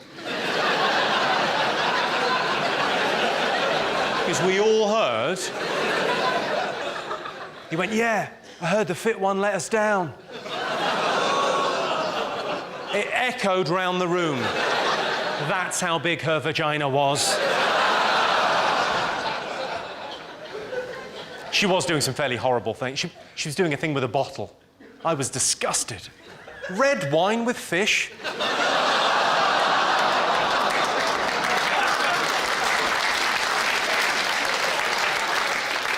Fame is weird. I'm at a very weird level of fame now where people come up to me and say hello to me in the street. Yeah, it's very flattering, it's lovely, but then they'll insult me when they're talking to me. They'll say things like, "You're not as fat as you look on TV." What do you mean, not as fat? Well, this is my favourite. They go, "You're actually quite funny." Like they're saying, "Imagine my surprise, you're not totally fucking shit." So I'm flattered they've said hello, but then I'm angry they've insulted me. So I'm angry and flattered at the same time. Those are weird emotions to have at the same time. So I try and do the same thing back. I say, "Well, you're a super little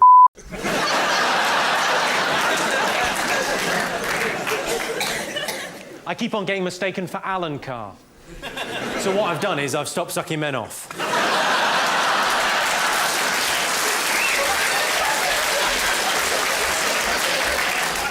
That was my hand symbol for no more cock. I don't quite know what that round of applause was for. Was that you thinking that's a very funny joke, or homosexuality is just about willpower? I like getting a blowjob off the missus. I don't know if you get this. I don't know if you get a blowjob off my missus, but the thing I like about oral sex from my partner, I think the thing most men enjoy about oral sex from our partners, not anything sexual, ladies, it's the peace and quiet. Ladies, if you've ever been going down on a guy and he's gone, that's not your technique, that's not the sound of his sexual ecstasy. That is the sound of a man not being asked a question.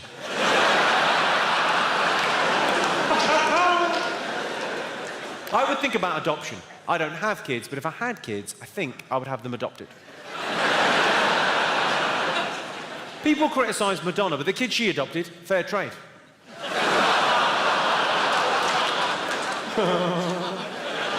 Have we got any dads in? Give us a shout, all the dads. Did you cry at the birth of your first child? Oh, very few of you admitting it. A lot of guys are embarrassed by the fact they cried at the birth of their first child. I think it's because they don't quite know why they cried. There's different theories. Some people think it's the biological bond with the child that you meet for the first time. But that can't be it. You're only meeting it for the first time. It's not like the mother that's been carrying inside her. That's more of a biological thing. With the guy, no. Some people think men cry at the birth of their first child because of the gift that's been bestowed on them by the woman in their life. That would make them tear up? No. I think the real reason most men cry at the birth of their first child is because they see what the little shit's done to the missus. Oh, no. Now she's got a vaginus.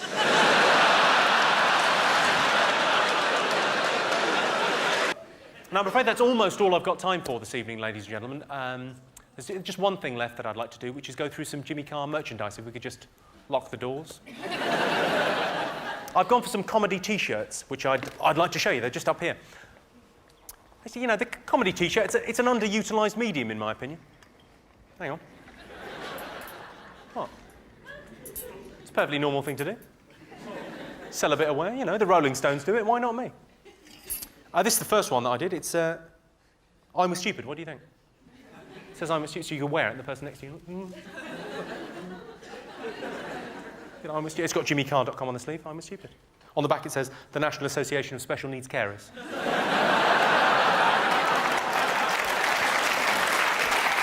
Who thought that was it?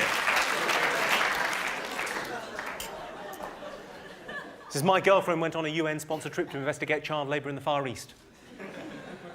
And all I got was this lousy T-shirt. See, there's a very serious issue there. Children as young as 10 are working, you know, 80 hours a week in sweatshops in the Far East, stitching trainers. I wouldn't mind, but it's the workmanship that suffers. This one's rather predictable, but it's kind of fun as well. It's the Christian Alliance Against Bad Language. Can fuck off. Got another religious one now, but for a reason. This is the best-selling T-shirt ever in the world. Jesus loves you. It's the most popular T-shirt ever. Jesus loves you. He's not in love with you. I was going to go for he's not fussy about looks. I thought no. Incidentally, if we're all God's children, what's so special about Jesus?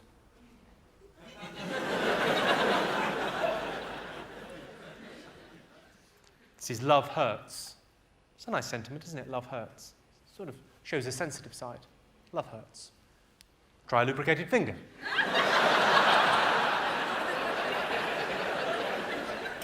This takes a little bit of explaining. It's True Love Waits is the slogan. It's the slogan of the Promise Keepers.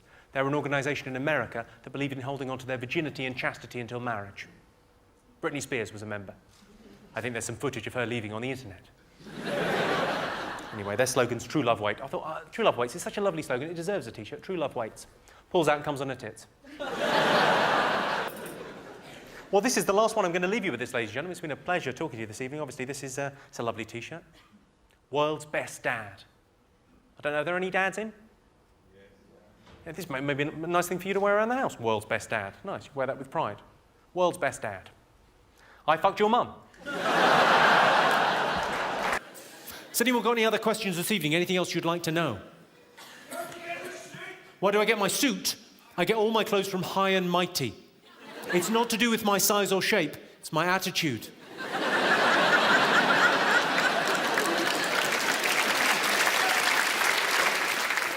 This is actually a suit for an 8-year-old giant.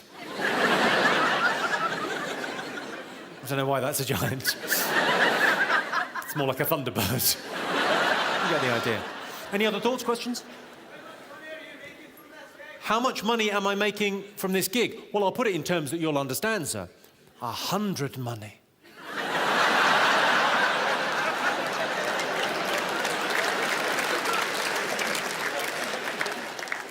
Go on, what's wrong? What was your question? What age did I lose my virginity? It was the 20th century. No, I lost my virginity. I was 26 when I lost my virginity. Now, I realise there'll be grandmothers in Glasgow thinking, well, that can't be right. Did he not have a sister? No, I was 26, but I tell you why I was 26. Because I was Christian growing up. I had an imaginary friend that I used to talk to. I know it sounds mental now, but I did. So that was part of it, but partly I wanted it to be special. Well, not special, but consensual. And then I got to 26 and I thought, fuck it. How much is a train ticket to Dundee?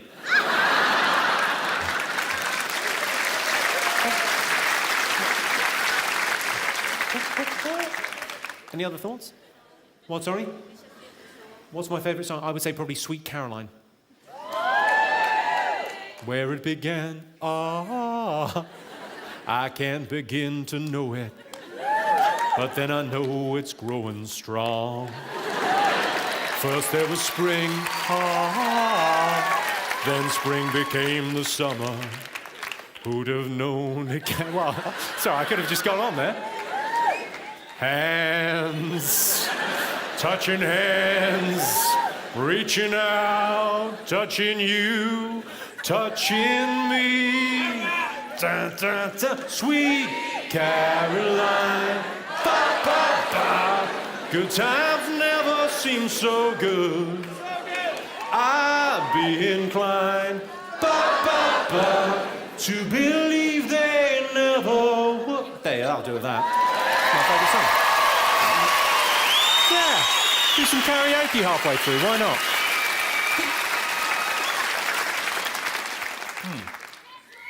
I like that, and I also like Baby Got Back by Sir Mix-a-Lot. I like big butts and I cannot lie. You other brothers can't deny. I've got a cautionary tale for the men in the room. This concerns, you know, the kind of ability that men have got to say something immediately. They don't think about it, just walk straight out. Oh, I didn't know I'd said it. They kind of think it and then talk at exactly the same time. This happened to two friends of mine, Dave and Susan. They've been going out for years and years and years, 10 years, since college. Susan went home for the weekend to see her parents. They had Sunday lunch together, they got a little bit tipsy over lunch. Nothing the matter with that, you would think. Lovely. All the way up to Hull to see them. Got drunk over Sunday lunch. Somehow the topic of wife swapping came up. And her parents, for a joke, said, oh, we were terrible for that back in the 70s. Oh, keys in a bowl at a party. Oh, terrible. Oh, always doing it. We don't know who your real dad is.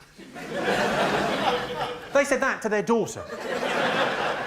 Now, she was fine at the time because she was drunk at a lunch. But then on the train ride home, she starts to feel a bit grimy and horrible and, oh. And And eventually she works herself up into a real state. She thinks, well, maybe it was a joke on me. Maybe they were joking, but I was the butt of the joke. Maybe they did do that in the 70s. Maybe he's not my real dad. Oh, God. Oh, God. She got into Dave, and of course what Dave should have done is taken her in his strong, loving arms. Hey, it's just a silly joke. I'll pop the kettle on. I'll make you a cup of tea. I'll run you a bath. Shh, shh, shh, shh, shh. That is what he should have done. But that's not what he did. That's not what he said. What he said, without skipping a beat, I've killed an African child. But what he said, without skipping a beat, straight away, who got your mum? Let's talk about gifts, because gifts are very important when you're in a relationship. They show your partner how you feel about them. This is interesting. My girlfriend suggested last Christmas that we limit ourselves to £20 for each other's presents. But I wasn't thinking about spending that kind of money. Obviously, if you're buying gifts for a woman, it's pretty easy. Just go for the classics. You know, champagne, chocolates, flowers. Unless you're dating an alcoholic bulimic with hay fever. I buy my girlfriend flowers every week, because I really fancy the girl in the florist. I've told the girl in the florist my girlfriend's dead.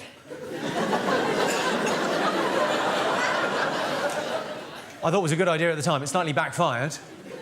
You try explaining to your other half why you got her a wreath 4 weeks in a row.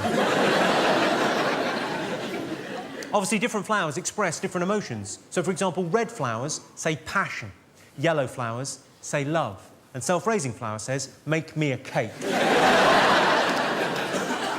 My girlfriend said recently, she said, we need some romance in our lives. So I took the hint, I booked a hotel, flowers, chocolate, champagne, petals on the bed, the full bit. Ended up having incredible sex. Of course, it turned out she wanted me to take her. What's the fucking point of that? I live with her. She'll be there when I get back. Put the kettle on, love, and fucking knackered. I'm not saying I feel cheated, but when we got together, she said to me, she said, I'm very liberal about sex. I don't care what people do, as long as they're consenting adults and no one gets hurt. There's always a catch, isn't there? No one gets hurt. Consenting. Adults. Basically no fun. Right, some sex tips. Let's try and be grown up about this, yeah? Gentlemen, if you're having sex with a new partner for the first time, never take a run-up. I know what you like, you want to make a good first impression, but you don't want to actually leave a dent. A lot of women don't like it if you leave your socks on during sex, but I always leave one on because I don't want to get her pregnant. Some women don't like to have the lights on, but it can't be helped in my case because they come on automatically when I open the car door. And then they stay on for 20 seconds, so it is over. This isn't advice, this is more of a reminder, and it's a reminder to men in long-term relationships, because standards can slide as a relationship goes on. Just a reminder for the men in long-term relationships, it is never acceptable, yeah, to answer the phone when lovemaking. Even if you hilariously pick up by saying, I can't talk now, I'm going into a tunnel. Apparently, one of the biggest fears is the unknown, like, I don't know. Apparently, taking the dog for a walk is a good way to find a woman. But what if you want to find a woman who's still alive? Did you read this? Did you read about this American man that's suing his ex-wife to get back the kidney he donated to her while they were married? That is taking the piss. My father always used to say to me, there's no such word as can't. I said, no, I called you a People claim to be into recycling, but you should see their faces when you rinse out a condom. I do a bit of baking. Does anyone else bake cookies and cakes and things? I do a bit of baking. My specialty is a brownie with nuts, which I call a scout.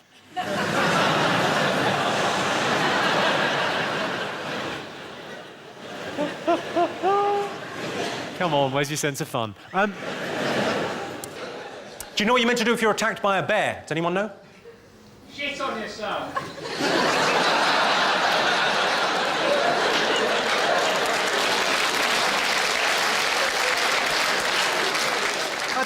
I have a feeling that might be quite involuntary.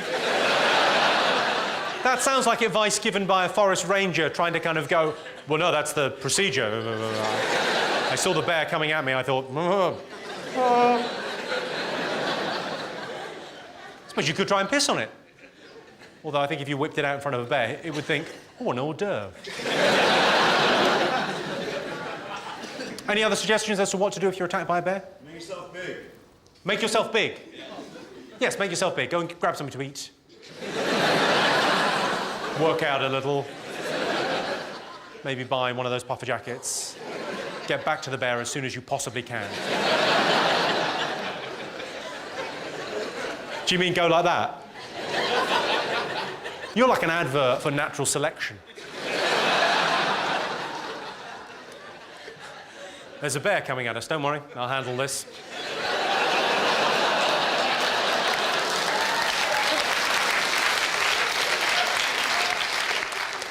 I imagine the bear would think, oh look, Monster Munch. Look, novelty food. Any other suggestions as to what to do if you're attacked by a bear? Play dead is exactly the right answer. Do you know why you're meant to play dead? It's to get used to how you're going to be in a minute. Just so there's less mess. A snake bite isn't going to kill you, unless, of course, you're allergic to cider.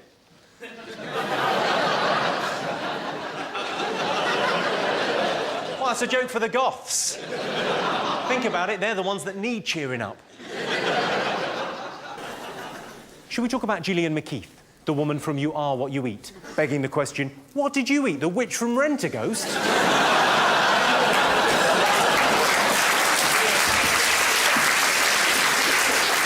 Some people like her, some people don't. I think she's a fucking disgrace.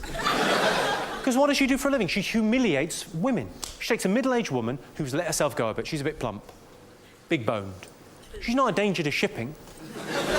She's not hurting anyone, and she humiliates her on national television. Initially, she goes, this is what you eat in a week, you fat cow. She doesn't say fat cow, but you can see it in her beady little eyes.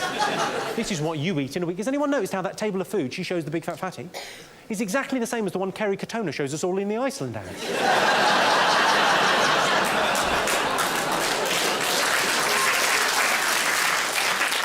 And then, the piece de resistance. Shit into this. What? Like it's the most natural thing in the world. She goes, shit into this. Then she's got the audacity, the brass neck of the woman, to go, your poo's a bit smelly. It's made of shit, Gillian. I think I may have solved this riddle. The reason that is a little bit reeky is it just fell out of her ass. It's still warm, you fucking maniac. I do talk about sex a lot in my show. I talk about sex all the time on stage. And a friend called me on it recently. Came to see the gig, and he went, you talk about sex all the time. Are you obsessed? I said, well, I'm not obsessed. But sex is the great universal topic for comedy.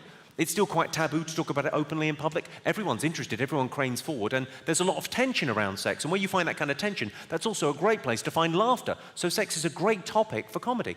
But it's difficult to stand in front of you good people and talk about sex without sounding crude. So to try and mitigate that, to try and alleviate that, this evening, if I refer to a vagina at any point, I'll be calling it a twinkle cave. As in, so there I was, licking out a twinkle cave, while she deep-throated my tummy banana. It's nice to be nice, isn't it? I saw a woman wearing a top, it said super dry on the front. I said, have you thought about lubricants or HRT? Maybe a little bit of Aussie charm? Are you familiar with the term Aussie charm? Just means...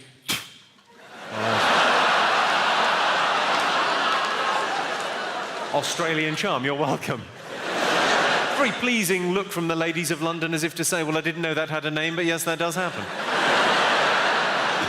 I don't know if anyone's got this. There are lots of couples in this evening. How many couples do we have?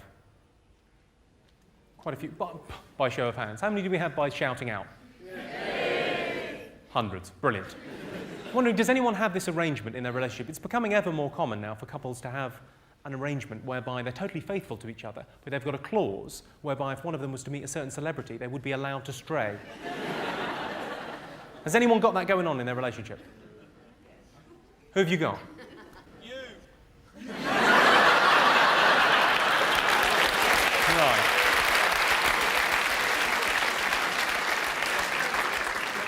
I noticed that you're sitting next to a lady. You're going to do what when you go home? She's going to kill you? Right. Or strap one on and fuck you, certainly. One or the other. Anyone else got one? You've got one. Who have you got? Jim Carrey. All right. He might be up for it. And who's your boyfriend got? Anything, I'm not bothered.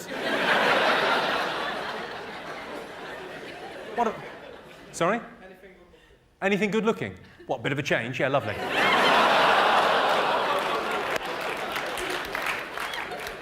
You can't say that. The reason I mention it is because I've got an arrangement with my girlfriend whereby if I ever get the opportunity to sleep with Kylie Minogue, she can fuck off. Are you all aware of what snowballing is, the sexual practice snowballing? Yeah. One bloke down. Who was that down there? Quite proud of that, well done. Everyone else, none the while. Okay, well, I'll explain. It says something about you. Snowballing is a sexual practice where, having administered oral sex, your partner doesn't spit or swallow so much as return to sender via a kiss. Oh, you're looking shocked and appalled as I explain that to you. Let me assure you, I found out the hard way. And it does raise an interesting moral dilemma. Should you spit or swallow? Well, if you really love yourself.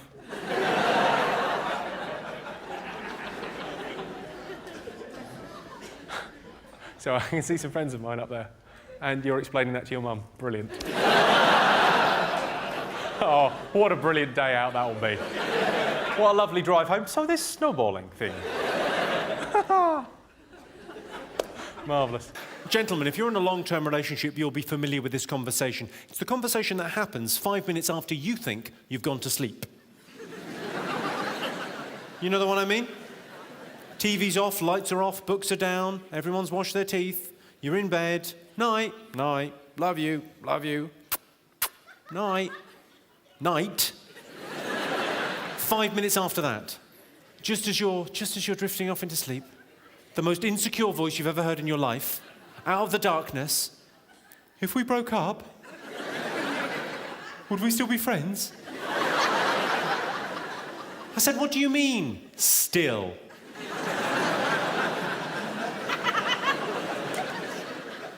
I bought my girlfriend some lingerie. It was her birthday, and she'd hinted at the stuff she wanted. So I went to, I think it was Agent Provocateur, for these fancy kind of set of pants and bra and stuff. Well, quite right. So she was quite impressed. She opened it up on her birthday morning. She was really kind of into it, and she went, oh, these are beautiful, darling. But they're not my size. I said, don't worry, I've had a chat with a woman in the shop, and she says, you can have an operation.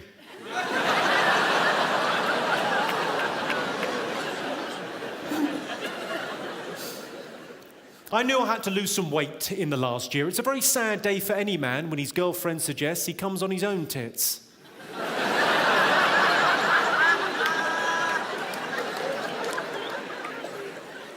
You ever done that? Have you ever mixed up a fat person and a pregnant person? It's embarrassing, isn't it? Especially if it's a fella. I had a fat girl come up to me recently after a gig. Well, I say a fat girl. She was either fat or 18 months pregnant. She was big. Bubbly, you might say. Not with an effervescent personality that filled a room, no, shaped like a bubble. She was a comfort eater. I don't mean she was eating for emotional comfort. She was eating till she was comfortable to sit on. She wasn't a size 0, she was a shape 0. Anyway, she came up to me after that. Well, she pretty much surrounded me. And she said, you're not meant to use the term fat. I said, you're not meant to eat cake for breakfast. You're not meant to deep fry Mars bars. And gravy isn't an energy drink.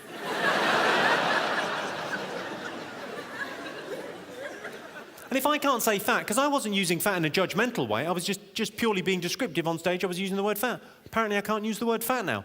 If I can't say fat, what term does she prefer? Chunky monkey wobble slob?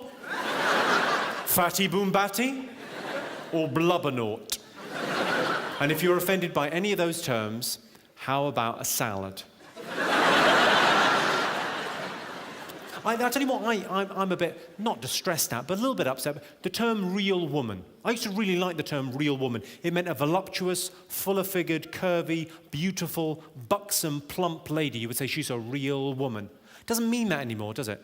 Real woman is now a euphemism for chunky monkey wobble slob. You say she's a real woman when you mean she's a really fat woman.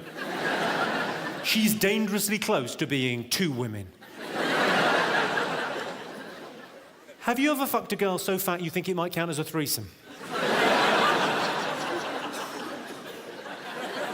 And I tell you when you know you're with a fat lass, when you find yourself in the throes of passion thinking, is that boob or arm? I'll give it a lick just to be sure.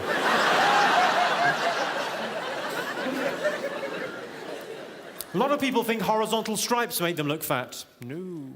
What makes you look fat is being fat. The only horizontal stripes making you look fat are the ones in Viennetta, lasagna and sponge cake.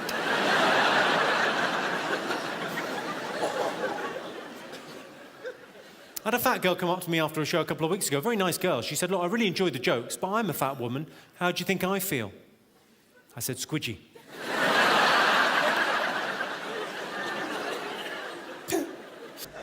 Is anyone married in? Who's married? Yeah? Well, what's the longest someone's been married? 2 days. 2 days? Who's been married for 2 days? You got married on? Friday. On Friday? Well, congratulations. Well done, you.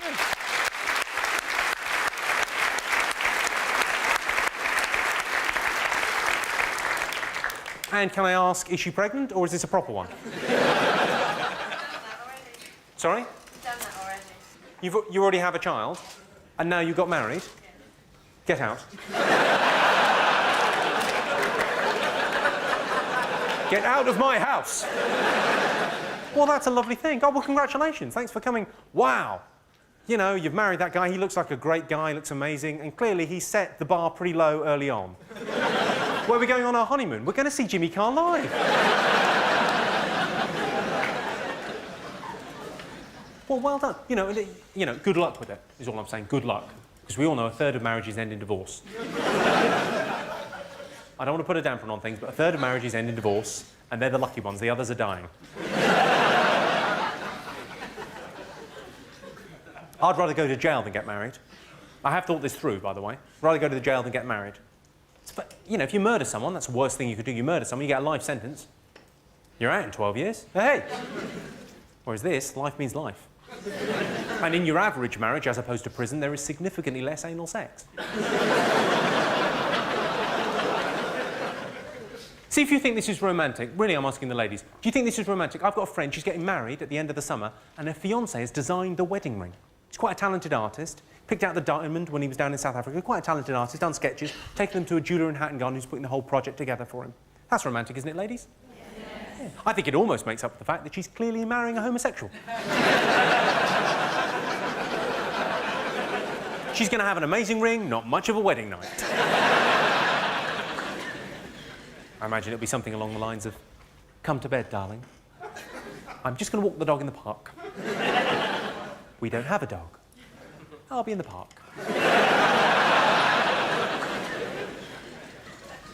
While we're on the side, is anyone in favour of gay marriage? Who's in favour of gay marriage?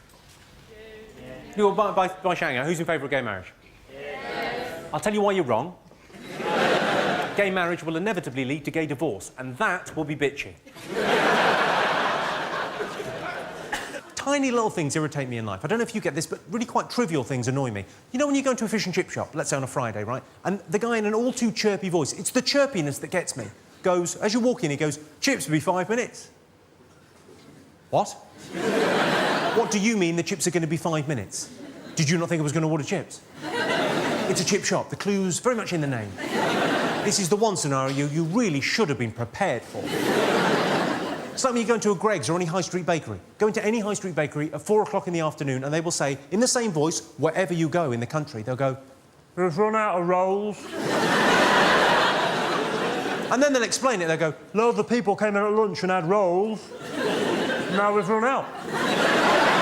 Like there was nothing they could do.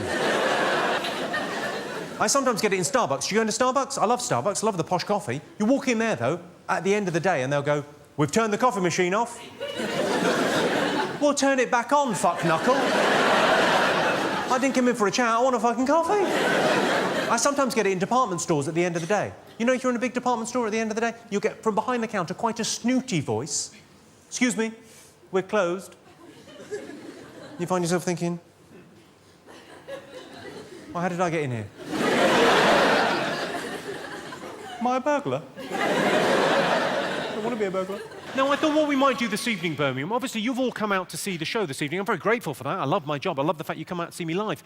But we're all sort of friends here, and you've bought tickets to come and see me at the show. So I tend not to get heckled in the way that I used to get heckled when I used to play the clubs. When I used to play the clubs, you were unannounced. You know, the venue was bigger than the name, so people would come along, they wouldn't be invested. If they didn't like it, they would shout rude things out. I used to love that, proper aggressive heckling. I thought, well, why don't we? Because people tend not to do it at these kind of gigs because people don't want to fuck up the evening for themselves or for anyone else. Hold your horses just 1 second.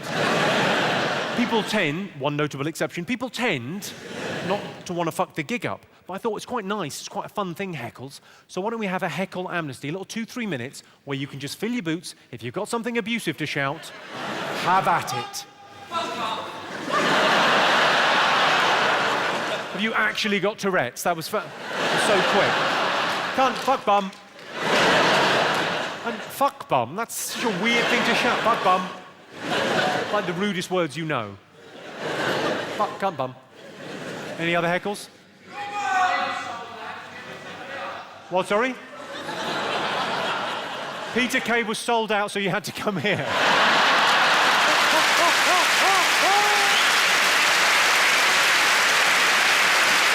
Yeah. Unlucky. I bet he wouldn't have called you a cunt. Unfortunately, I'm not Peter Kay. Cunt. It's a very different kind of show. Peter's show's good too. Any other heckles? My crisps tasted rubbish.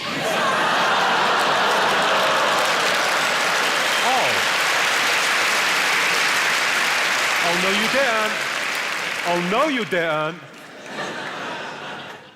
I became Latino there for a second. No, you didn't. Yeah, I did. I had crisps. Did you see I had crisps? Jimmy Con Carney crisps. The good people at Walker's, for comic relief, they brought out a flavour of my crisps, and it was me and Al Murray and Frank Skinner and Stephen Fry. And then they made these crisps, and every packet they sold, they gave 5 pence to the starving people in Africa. And I said to them, why don't you just send them the fucking crisps?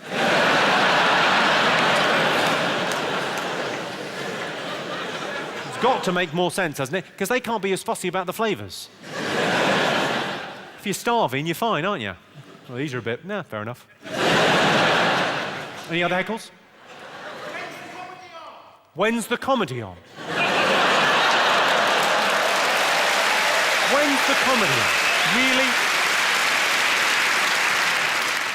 What's your name, sir? What's your name? David. What's your favourite colour, David? Blue. Blue, okay.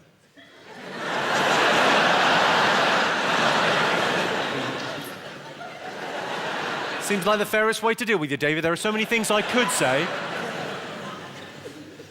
Number between 1 and 8, David. 6. 6. Okay, and you said to me, when's the comedy on? Well, it says, if you want my comeback, you'll have to scrape it off your mum's teeth.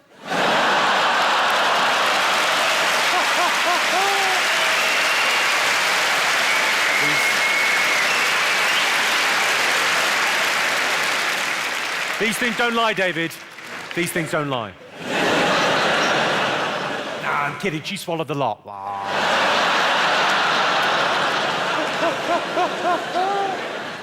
Any others? What, sorry? I've got a big nose. What are you, fucking retarded? I mean, I literally don't have a big nose. That's a weird that's like an insult you've heard someone else use. And you've gone, I got a big fucking laugh. That's going to work best with a comic with a big nose. What's your name, sir? Thomas. What do you do, Thomas? You're a student. What are you studying? Mathematics? Are you at school, Thomas? I don't know if we should continue this any further because it's starting to feel like grooming. Are you at school? Yeah, I'm at school. You got a big nose. I haven't. Any other heckles? Oh, what was that? That sounded good. Go on, what was that? What was it? I'm a paedophile. I was just fucking chatting to him. I've done nothing.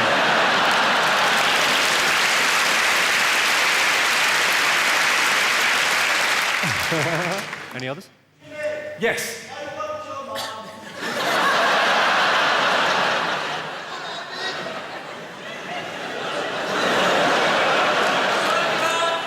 Dad?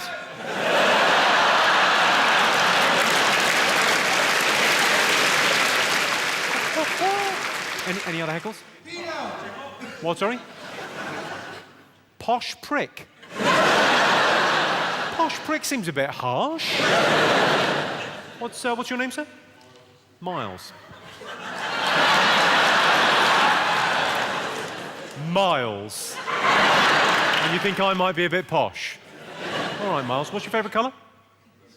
Blue. Seems like the fairest way to deal with this. You get some B-L-U-E. Number between 1 and 8, Miles. 4. All right. Ooh. It says if you've come as a you've won. Bit of good news.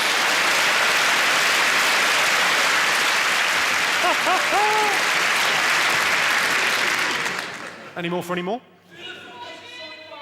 Who the fuck has a side parting? You're gonna kick yourself when I tell you. Me.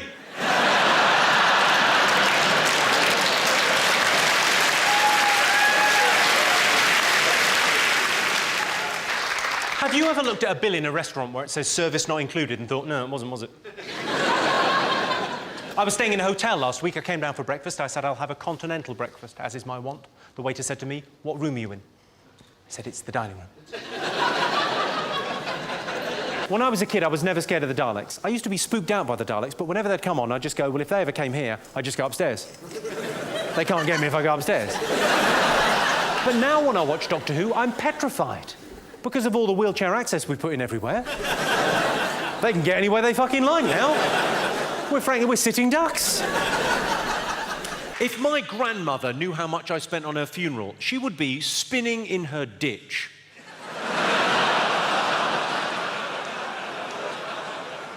When I was a kid, I didn't want to imagine my parents having sex, so I'd watch them from the wardrobe. Can closet gay agoraphobics ever come out?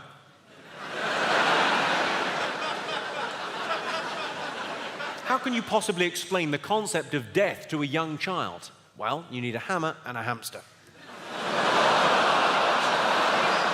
He's not gone to live on a farm, has he? He's all over the fucking shop. You know that disclaimer they put at the end of films? You know the one that says the characters and the events in this film are purely fictitious? Any relation to real characters and events is purely coincidental. Yeah?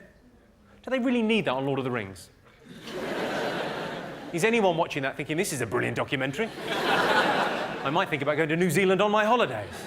But wait, no, I don't want it ruined by Saruman, he's Orc Army. Your hair? What, I'm just saying. I like the Spice Girls as much as the next man, but...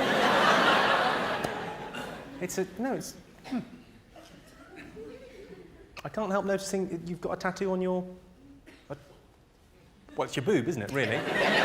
It sort of draws the eye. What is that, exactly? It's a rose on your... As if boobs aren't fun enough as they are. She's thought, I'll tell you, I'll brighten these things up. No fella's going to like these. What do guys like? They like flowers, don't they? Yeah, I'll get a picture of a flower. Did you not think, what do you like? What kind of thing? You look like the sort of bloke that like cars and guns and tanks. Get a nice tattoo of a tank on your tip. Lovely. He could be, you know, and going, oh, is that a Sherman? Because flowers, unless he's secretly gay, and I'll be honest, there's a lot of earrings and spiky hair. Good, fine. A great way to warm up pensioners in winter is cremation.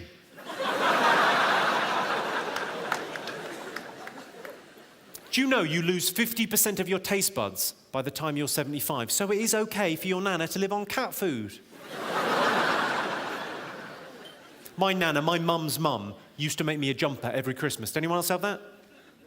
She used to make me a jumper every Christmas. Much better than the ones in the shops. No. No, it isn't. I remember one year she made me this burgundy monstrosity. Sleeves way too long, and in the front she'd embroidered, "Blacks go home." I said, "I'm not wearing that. It's burgundy." And the sleeves are too long, you crazy racist hooer.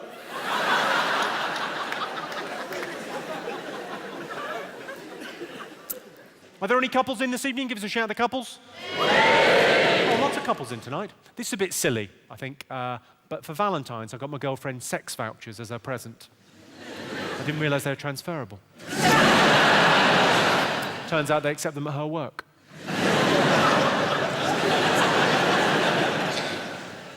You get to the stage in a long-term relationship where you want to experiment sexually, but, you know, it can be awkward. And what if she finds out? I'm 10 years into a relationship now. Anyone beat that? Anyone longer than 10 years? What's the longest we got in the room? 13. 13? 26. Anyone more than 26? 28? More than 28? How long?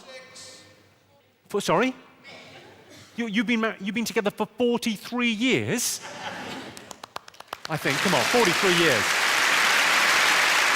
Now,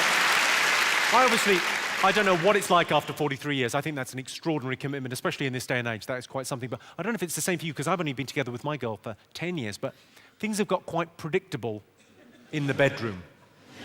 Now, when I lower my entire ball bag into her mouth, she is pretty much guaranteed to wake up. Same?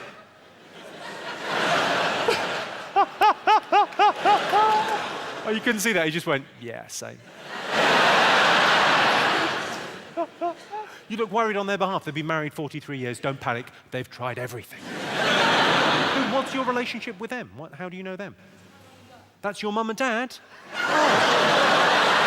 That's nice. Well, I hope the image of your dad teabagging your mum hasn't... I for one...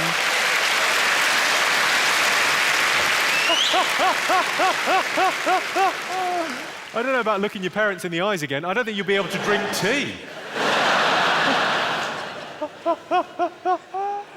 Hi. Shit, sorry. This will be hard for you to believe. I used to be a gentleman. I didn't used to talk about my sexual exploits, even with close friends. Never kiss and tell. Always just keep it private. It's private life for a reason. Private. Now, I'll talk about anything. It's great for me because it's a catharsis, but also I think it's good for everyone because you talk about things, everyone feels a bit more open and a bit more normal because, there's weird things. Here's an example of an intimate detail I don't mind sharing with you. My girlfriend can't have orgasms during intercourse, but it's not a problem because I can.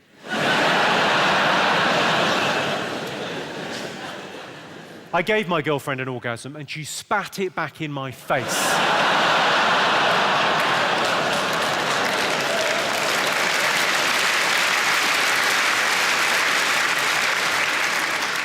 Well, what I'd like to do now, ladies and gentlemen, is tell you what this show is actually about. I've had an extraordinary 12 months. I've had a life-changing experience.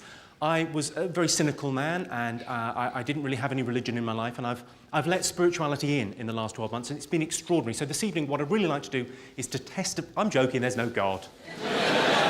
Grow up. Unless, of course, you're Muslim, in which case there definitely is a God. I'm not a fucking idiot.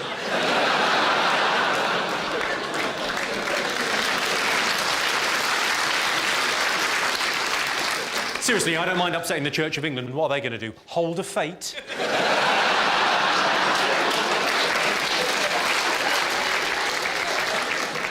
I'm sure there are Christians out there in the audience now thinking if I get hold of that Jimmy Carr, I'm going to bloody well forgive him. Creationists, the right-wing Christians, creationists believe every word Genesis says. I don't even think Phil Collins is a good drummer. Feminists say, and you may agree with this, you may not, feminists say, a woman's work is never done. Maybe. They got themselves organised a little bit better. It's a bit of an icy stare you with me there, madam. What you've got to understand is that's postmodern misogyny. That joke is in fact steeped in irony. So don't you worry your pretty little head about it, love.